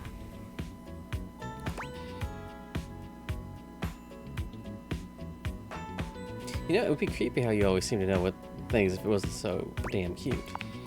Any other time, I'd love to stop and bask in the compliment, honey. But I'm dying to know the sitch. You've got those urgency eyes. So, what's the deal? It's Mateo. In an animal emergency? Ah, honey, why didn't you open with that? Who's in trouble? What do we need? How can I help? Give me answers. David, when Mateo's rescue has gone missing. Phoenicia's fingers are flying across her virtual keyboard before you've completed your thought. Already typing something up as we speak. Did Mateo give you any helpful info I can put in here? Anything eye-grabbing? We need some cute buzzwords to get things' attention. Yeah, a whole packet.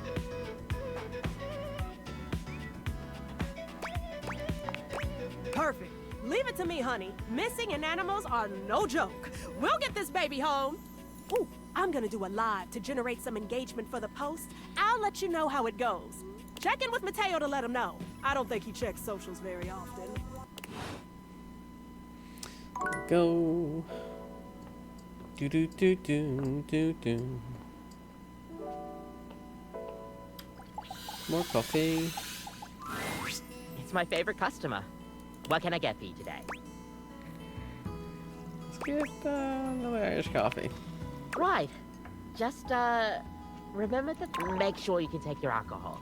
Kopi makes a lovely cup of coffee in her expert way, topping it off with a generous pour of cream. And there we are. Enjoy. Is there anything you'd like to know about the Irish coffee? Oh, wait, why is there alcohol in here? Yeah, it's more of a cocktail.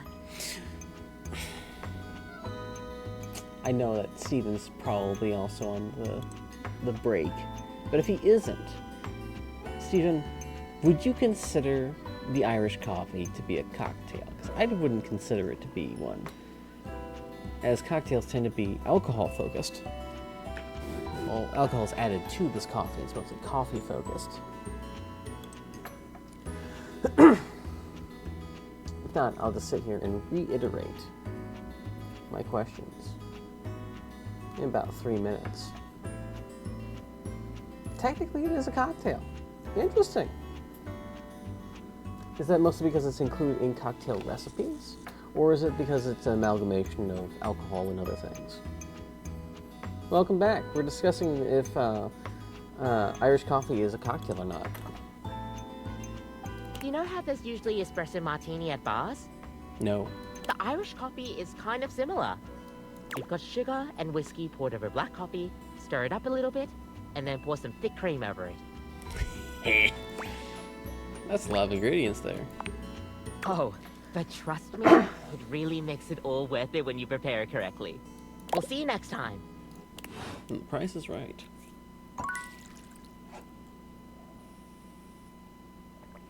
Are you playing anything this evening, Stephen?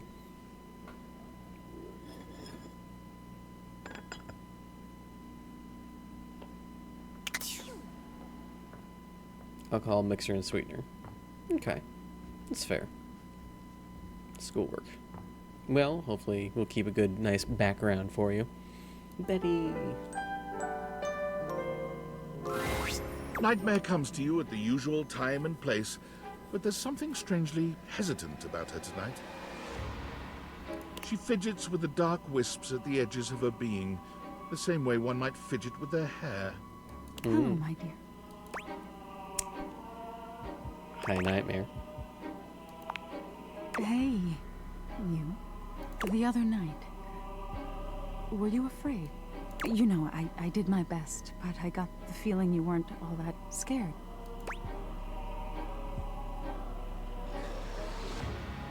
Oh no, I was definitely scared. Oh, okay. I get the feeling you're just being nice to me, but I guess I'll take it. Nightmare sighs, her horrifying shoulders sagging visibly. You've never seen her look so out she of won't it. sorts. I knew it. I knew better, but I did it anyway. Did what? Did what? I let you see more of myself than I intended. I'm losing some of my mystery. I'm losing my ability to frighten you.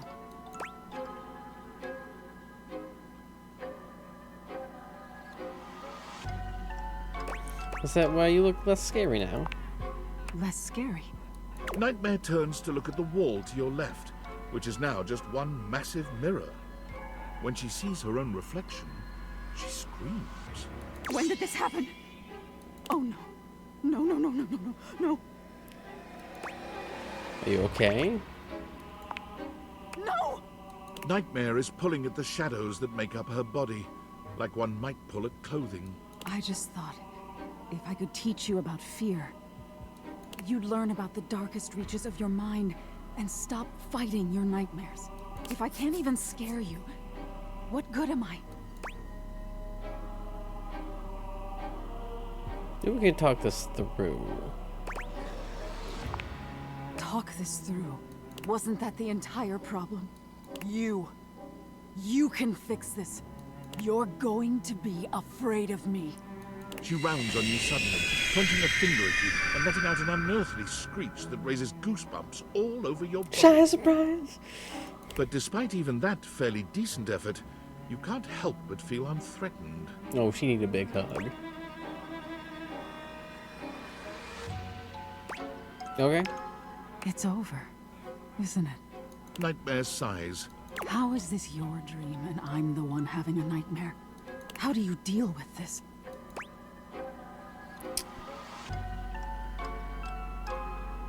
You need to just embrace whatever this is going to be.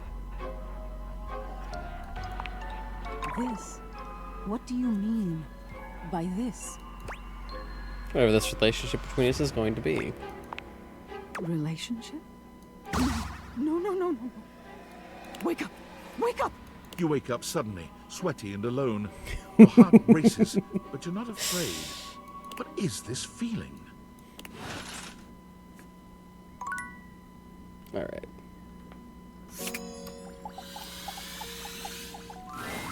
Okay, listen up. I'm listening. When you fall, get right back up. When you get bucked off a horse, get right back on. If at first you don't succeed, try again. I mean, if you don't get back up, get back on the horse and try again. You go through your whole life on your booty, watching that sassy horse blow raspberries at you, knowing that you can do so much more than you've given yourself credit for. It's funny because we just dealt with Nightmare, who is also part horse. I know what you're capable of. I know you can do anything you set your mind to. I'm on it. Get on out there and give it your best. I'll be here when you get back. Ugh. Okay. Bathsheba? Oh, hi, Betty. You know what? Let's talk to Barry. Well, hello again, darling. Absolutely fab to be in your lumescent company again. 100% sass. I hope all is gorgeous. Hi, you're gorgeous. I am indeed. So, since we last chatted, I've memorized the hex codes of all my favorite shades of pink. And then I forgot them. I was supposed to be organizing all my color palettes before I got distracted by thinking about pink things and trying to name all the stuff I know that's pink. Weird friendo. He's okay. Teddy's that guy who gives you advice while he's like living on a park bench, but it's always really solid. So, anyway, if you were thinking of going with the Smile Republic Berry Red eyeshadow today, I apologize in advance for not knowing where it is. I don't think a berry red eyeshadow would go well with my complexion.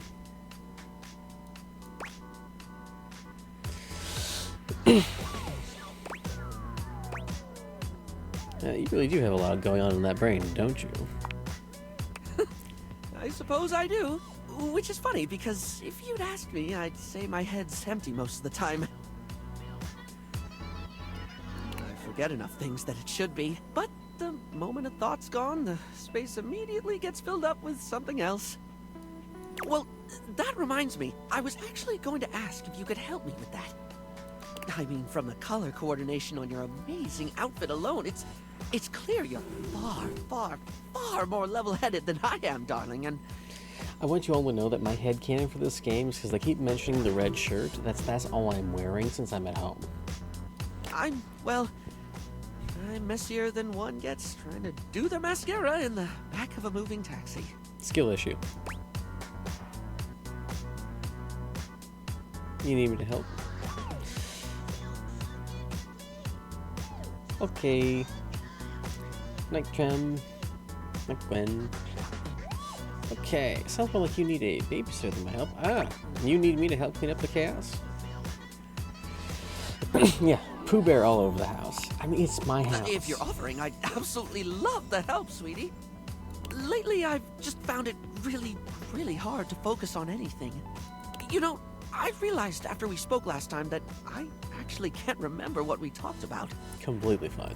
Like, I have little flickers of the conversation, like snapshots almost, but you were really interesting, and I enjoyed chatting, and I feel awful that I can't remember anything as if you weren't, and I didn't.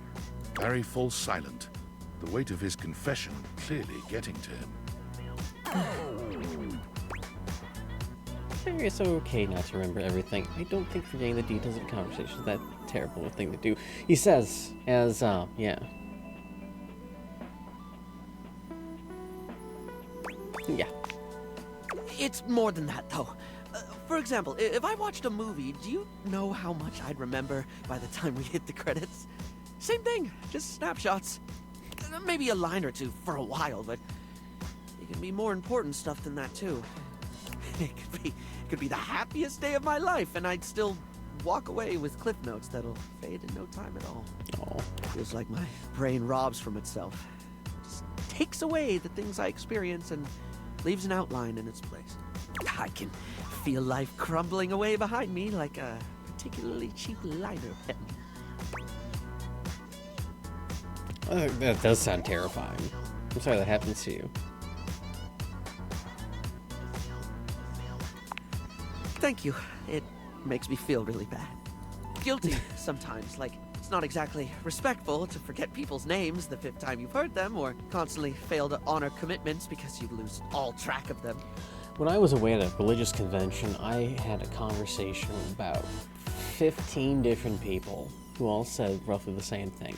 I know your face, I don't remember your name. And it's like, that's okay, boss. I remember my name, I don't remember yours. It's okay. Or get told something really important and meaningful, something you shall really truly treasure, and just lose it. Then again, my stupid brain's a steel trap for stuff that's totally not all that important. It's just whatever silly thing I'm mega focused on at the time. I once learned a whole bunch of meaningless facts about Herne Bay in Kent. At one point, I could quote you every line of I Want to Be Your Granary, or give you the history of the pinball machine. Your what? Granary? You mean granary? Granary? What? I could have told you all that. Until I got bored and forgot. So you hyperfixate on things. It makes sense that you'd remember that stuff.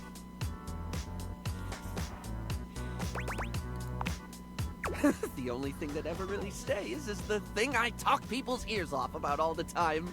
Cosmetics, product, makeup, and skincare, all that glitz. I'm never not fascinated by the things we style ourselves with, and I guess that's what makes Barry Styles Barry Styles. It's what I can remember, so that's me. Seems like a plan. Pretty ironic, darling. The closest thing to my heart is only skin deep. Yeah, maybe for some, but you make people feel good. That's definitely something that matters. Barry gives you a warm smile. That's a lovely way of looking at it. You have a beautiful perspective. They're all pre-written. So, what is it you actually need my help with? Oh, yes! I forgot that's what actually started this. I can't remember a single thing, and it looks to me like you're able to keep track of roughly 100 things at once. I can tell you it's all lies. So, like, how? How can I at least pay attention to the things I want to pay attention to? You're gonna need notes. Copious amounts of notes. Now, let's see, it seems like if you can't keep everything in your head, keep it somewhere else. Might be best. That sounds like you need a therapist or something. Really not sure I can help you sort your brain out. You need notes. How do you mean, hun? This might sound obvious, but write things down. And it's not just important dates, but all sorts of things. All sorts of things. Things others said that made you laugh, the details of events that you keep wishing you didn't forget. He needs his journal. Yes, of course, darling. It's so obvious. Yet I never actually do it. Sometimes I think to do it, but then I just don't. Feels like too much, or I convince myself I don't need to. But I do need to, don't I? To be blunt, yeah.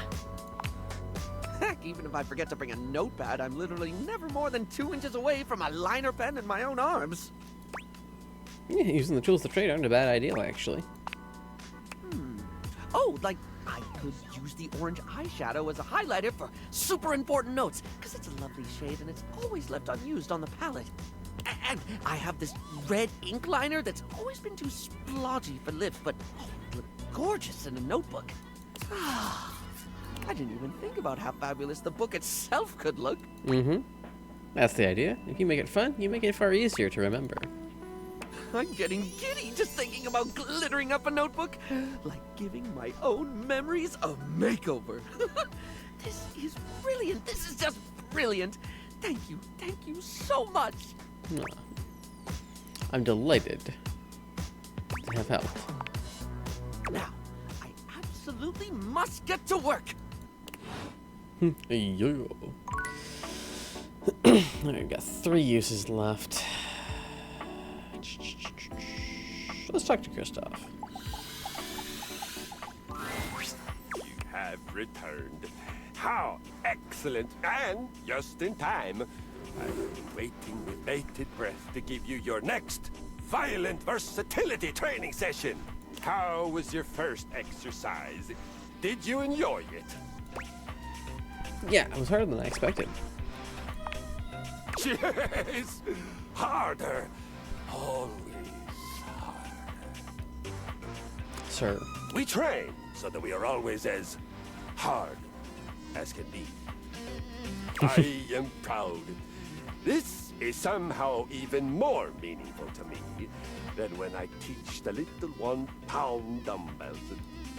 They are cute, but I think they would probably make mud pies out of cow poop if I told them to. You are discerning. You can choose. Have chosen to continue to come to me for training. It fills my heart. I just realized he has a wheel over his dick. We train physically, we train mentally, we train in self-belief. Have confidence in yourself and in your goals. Your faith in movement makes the movement that much better for you. I learned that when I was doing battle once and one of my cables came loose. I so firmly believed that I would still slay my enemy. The cable actually flipped around my head and became my weapon all on its own. I won that day, and I laughed. Glorious. For today, we rotate. Are you ready? I was born ready. Rotation is vital for our situational awareness.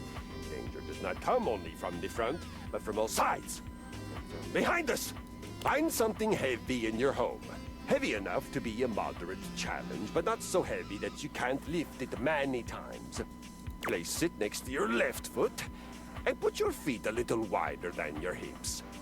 Now, 10 times, pick up that object, keep facing left as you rise, twist through the center, and then, bending from the knees, place the object down on the floor next to your right foot. Take a short break, walk around, envision your next victory, and then rest. Just as important as horrific violence. You get it. I am so proud of you. You are well on your way to having some beautiful, violent babies. Beginnings. Wasn't too bad.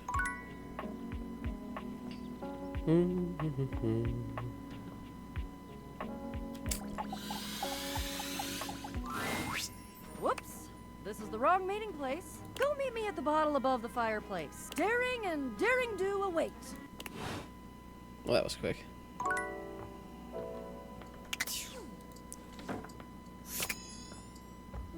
Do do da da da.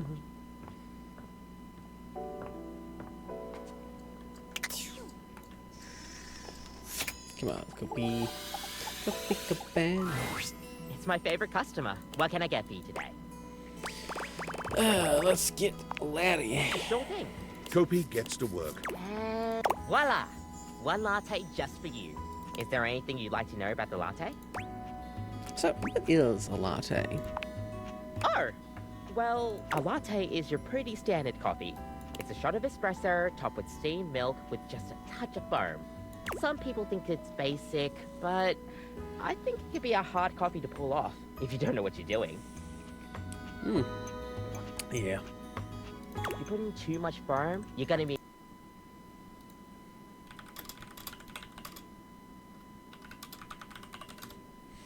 making a cappuccino instead.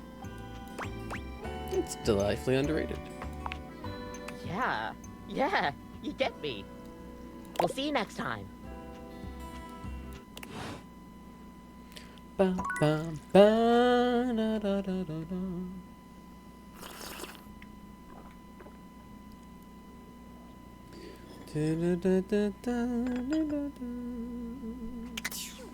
Let's see if we got the goth girlfriend. Doo-doo, doo-doo.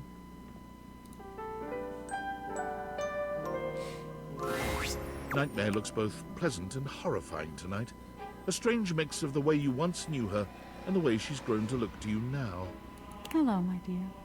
Hello. You're not gonna scare me again, are you? No. Not yet, anyway. I did some thinking, and I had a little realization. The room feels colder, darker, hostile. I really tried with you, you know.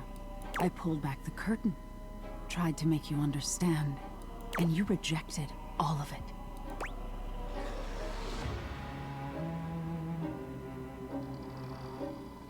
wasn't like rejecting it. What were you expecting? For you to fucking listen. But you just couldn't help yourself. Nightmare seems larger somehow, looming over you in a way that activates your fight or flight. But you can't move, can't speak. That's it. If you don't value me, won't engage with me, I don't think you deserve to dream anymore. You don't deserve to live, really. Maybe I should take more than your dreams from you. Your body is melting, and your thoughts are a chaotic scramble. Perhaps you could have avoided this by being nicer to her, but you're past regret now. Look at that regretful expression. It's too late, dear. You had your chance. Maybe someday you'll be willing to look inward and find the things I've been trying so hard to show you. But from here on, you'll wake exhausted, with nothing in your mind. No good, no bad, just darkness. Goodbye, and good night. Ooh.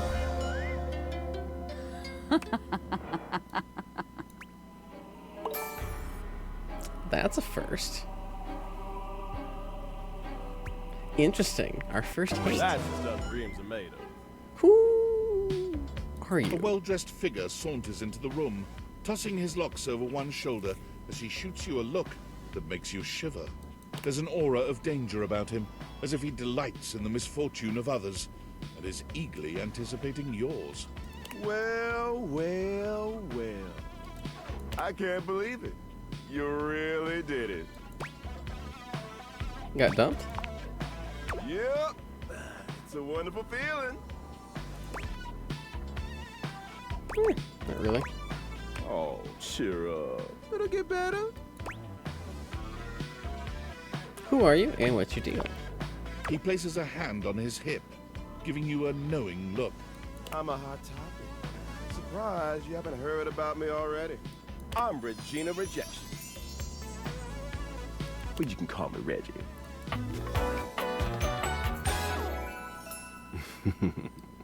Okay then.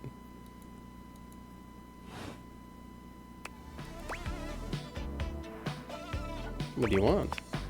Me? I like to come in every time you get a hate ending and take in the sights. It's kind of what I do, being rejection after all. Do you show up every time I get rejected? If I have something to say, which is every goddamn time, baby. I'll be delighted, but I'm gonna make you work a little harder for it than that. Listen, bitch.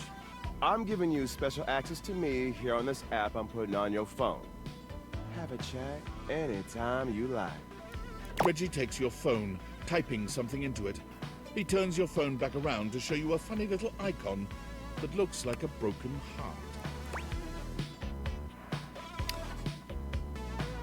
There are games on it. What if I get rejected by everyone? We'll just have to wait and see. That'll be a feat. I'll come by to check on your progress if that's your goal. Let's just say, I really can't wait. Oh, the sass. Da da da da da. You've reached Reggie Rejection's special phone app. There's a new 1 gigabyte update required every day.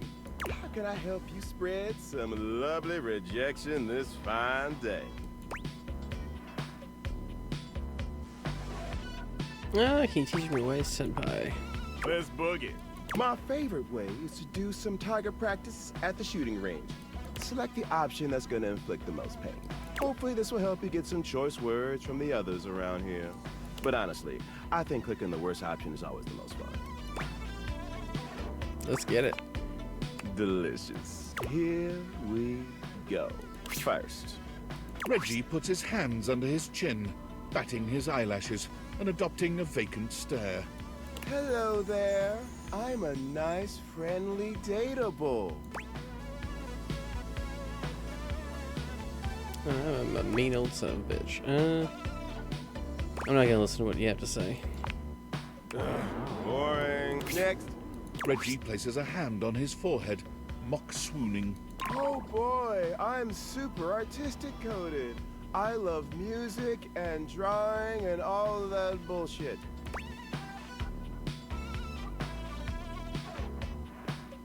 Music is boring. Ooh, I'm feeling some simmering fury over here. Well done. Finally. Reggie twirls a lock around one finger, pouting his lips and swaying back and forth. Would you pretty please help me on a quest to find my last button or some shit?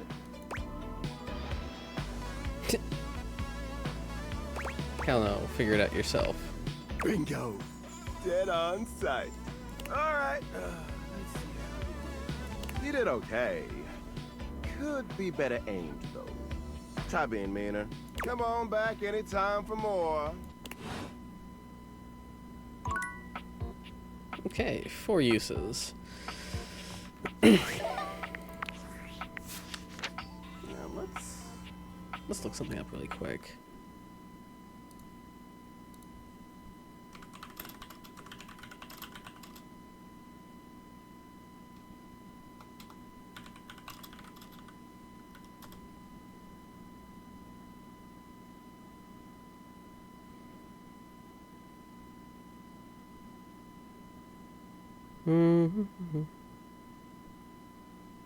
Oh, Keith has it.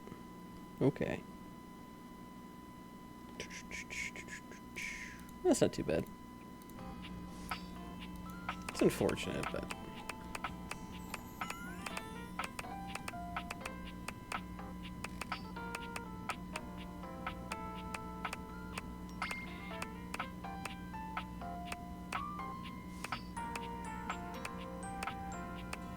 Oh my. Oops. Oh, yeah. What are these people?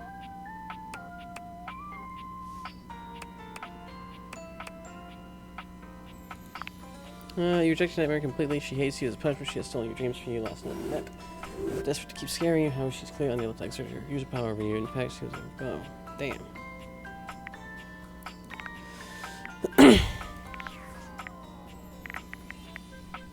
That sucks. Alright, let's check out Mateo. Actually... How does one even describe a There we warrior go, finally like meet this? Wallace. A veritable, well, wall of muscle stands before you. It's almost comforting to know the walls of your house are this solid. Wall, wall, wall, wall, wall, wall. Okay. Wall.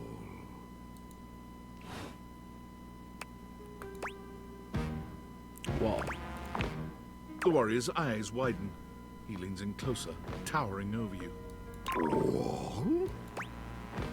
Wall, wall, wall. He throws his head back in a belly laugh that echoes through the house. Wall! He beams at you, a flush spreading across his cheeks. I love you! Wall! Oh, that was easy.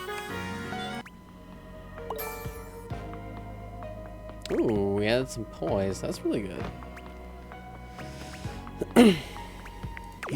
Oh, that was sudden, wasn't it? You and Wallace, who has only just introduced himself to you, are now lovers. His gaze settles on you, filled with tenderness. His drywall heart beats only for you. You live happily ever after. Yes, just that quickly. Damn. Alright, Keith.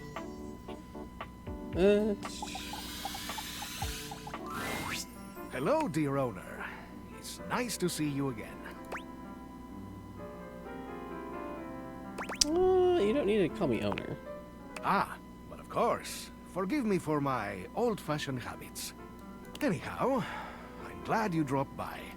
I've just been here relaxing on Abel's broad back. I've convinced him to accept my presence. Convinced me? Oh, Keith, you're more than welcome. I'm lucky to have someone as wise and knowledgeable about the home history round. Nice. You're too kind, Abel. He's wonderful, isn't he? I confess, it's been marvelous just to be out from under that rug. Now that I'm here, I'd love for us to get to know one another. For my part, I am, as they say, an open book. Is there anything I can tell you about myself? Yeah, so how long were you there? I have asked myself the same question time and time again. Those were dark times, and I had plenty of opportunities to wonder at it. However, I've come to the conclusion that some questions may never be answered. The previous, Lucy? I suppose that's possible, but I doubt it. It would appear I was placed there intentionally. I myself have no recollection of the initial incident. That's strange.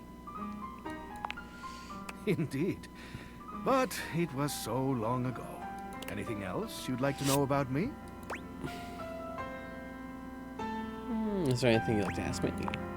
Why, yes. Hopefully I'll get to know a lot about you in the future. But for starters, how about a few basics, eh? Like, do you prefer blondes, brunettes, or something else? I don't have a preference. I really don't. Ah, open-minded. I like that. All right, how about another question? Do you believe in destiny? To an extent, our fates are sealed in the fact that we will, in fact, die. I see. So, we were destined to meet. What else do I want to know? Ah, do you think of yourself as traditional or open-minded? A mix of both. I guess all of us have some traditions we like to keep to. Everyone has their traditions. And staying open-minded in our lives can bring new experiences. How about just one more question for now? Forgive me for the boldness, but where do you keep your cash? In the safe. A wise choice. But I must warn you, that question was a bit of a test, I'm afraid. As you know, I am a master of opening things, but also of locking them up. I would highly advise you to be more circumspect in answering questions of that sort. Joke's on you, I don't have any cash. Yeah. Oh, oops. That's all right. I only do this to help keep your eyes open. A likely story. There are always some who might seek to pursue their own agendas. Maybe even in your own home. It's good to have an open heart, but also good to be mindful. Now, I must say that with age comes a need to manage energy more efficiently. And I am feeling a bit tired. I'll need to rest. Of course. Anyhow, I hope you'll come and see me soon. There is much that I can tell you. Things that will prove quite valuable to you, I think. I just want my goth girlfriend, goddammit.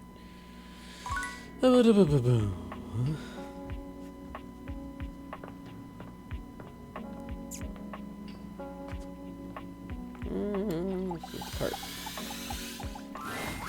Welcome back. Yeah, any luck bringing in new customers? Not exactly.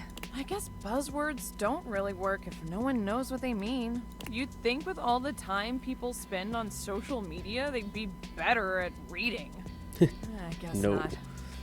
But let's not talk about that. Bringing down the mood won't help bring in people either. Anyway, what can I get you? Mocktail, why not? Excellent! Always happy to serve customers that don't want to get drunk. They usually don't yell and hit on me as much. They also sometimes don't tip as much, though. Oh, and also I have no customers. Anyway, which mocktail would you like? Virgin Mojito sounds good. Smart. You'll get sugar, mint, and lime flavors all in a nice tall glass. Coming right up. Beverly hands you your drink. Oh, thanks, Bed. No problem. It's not like I have anyone else to tend to right now. Damn. It is painfully obvious that I am no wordsmith. So maybe my ads need to be more visual. We need something that makes the others feel like they have to come inside. What could it be?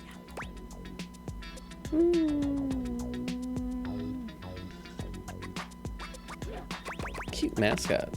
I'm the mascot. And I'm cute. I'm the cute mascot, right? No. We need something else. What could it be? Have a signature drink. Oh. If this were a cartoon, I'd have a light bulb over my head right now. A signature drink.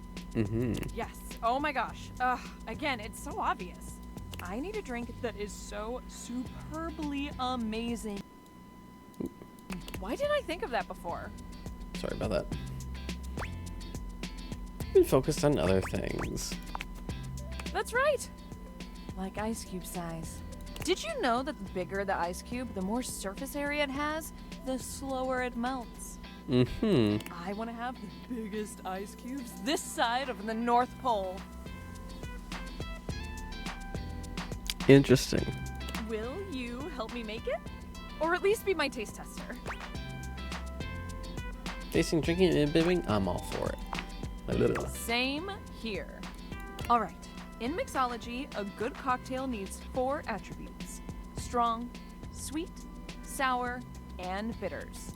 In theory, as long as we have at least these 4 things, we can mix and match all sorts of flavors to create a truly unique cocktail. You can also just have the strong and bitter part and stir a nice martini, but I feel like shaking something up using juice. Juice. Alright, let's do this. Hey, that's the spirits. First, let's pick the strong liquor. What do you think?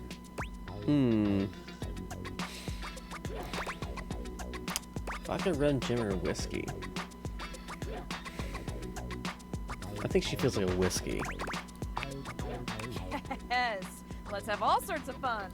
Good choice. I'm gonna put a little bit extra just in case. Now, we need a liqueur for the sweet portion. Let's do it. Which should we use? Orange goes really well with whiskey. The most commonly used liqueur, from the Cosmo to the Sidecar. This is coming along great. All right, now we need our something sour.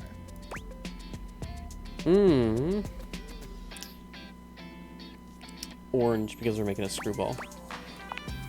Not as sour as the rest, but you can put a whole lot of OJ in something if it needs to taste less boozy. Almost done. Now we need bitters. What are bitters? These are highly concentrated, highly alcoholic little bottles that pack a huge bitter flavor in a small package. Just a couple of dashes is good enough for everything you need. They were first made as medicine, and let me tell you, if you drink them by themselves, you do feel a little better. Though it's probably because of the insanely high alcohol content. Which one should we pick?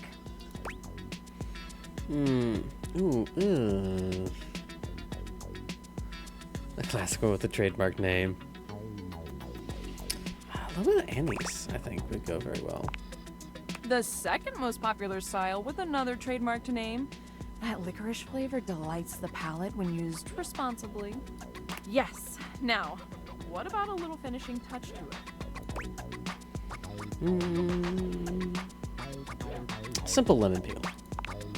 Classic and simple. Plus, you get to smell the lemon as you peel it, which always helps me wake up. Our creation is born. What should we call it?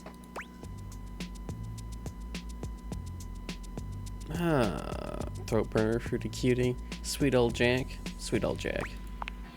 Aw, hi Jack. I love it. It's got that dazzle we need. All right, let me mix this baby. Beverly sets to work shaking up your beverage, pouring it into a glass, and pushing it across the counter towards you. Okay, moment of truth. Drink it down and tell me what you think. Be honest. Drink it all in one go. Well? Perhaps that wasn't the best idea. Your vision tunnels, Ooh. and you feel yourself beginning to wobble. Oh boy. Whoa, whoa, hold. Are you okay? Whoa.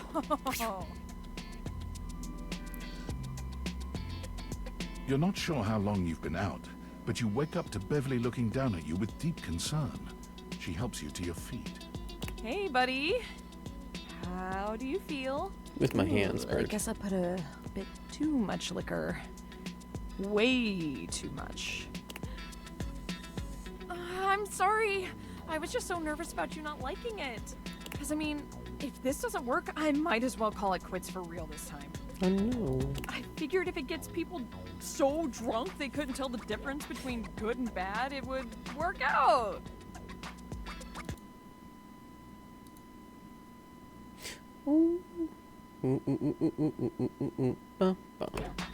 Music is gonna be on tonight. That's gonna be fun.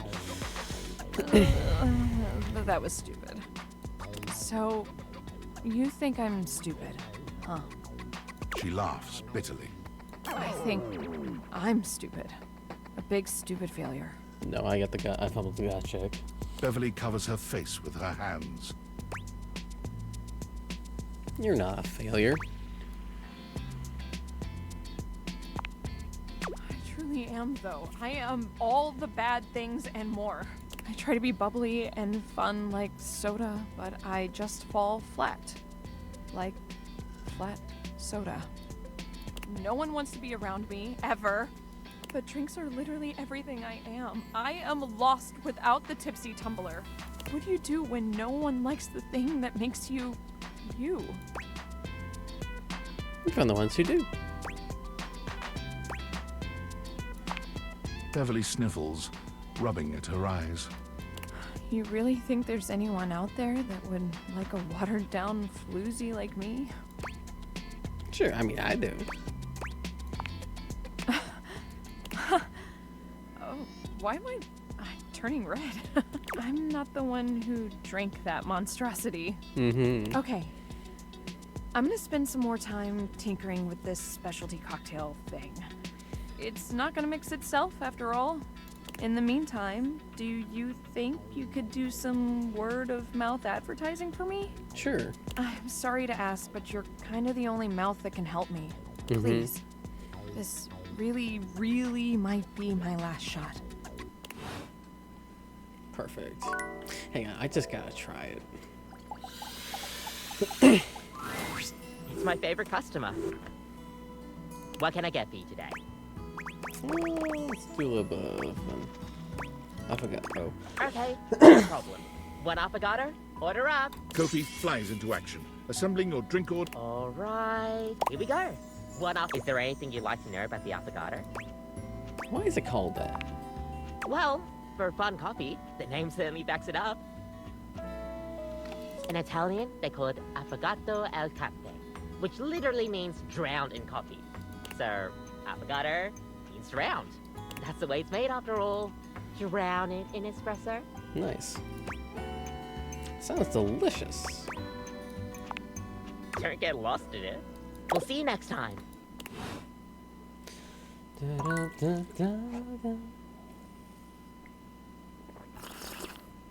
I don't think she'll be there. I don't think I'll be able to pull it out without the help of Keith. To reset. Betty. But, fumbled so damn hard. Are you here to beg for your dreams back? It's not going to work, you know. You've already shown me what a waste it is. I don't need you, so no. Go then. Stay in your ignorance. Damn. Well. Ah, that's unfortunate. I'm gonna have to get that taken care of. Well, we'll figure out what to do. Until next time, my dudes. And, string range? No. It's just you and me here. Until next time, everyone, I hope you have a great rest of your evening. Bye-bye.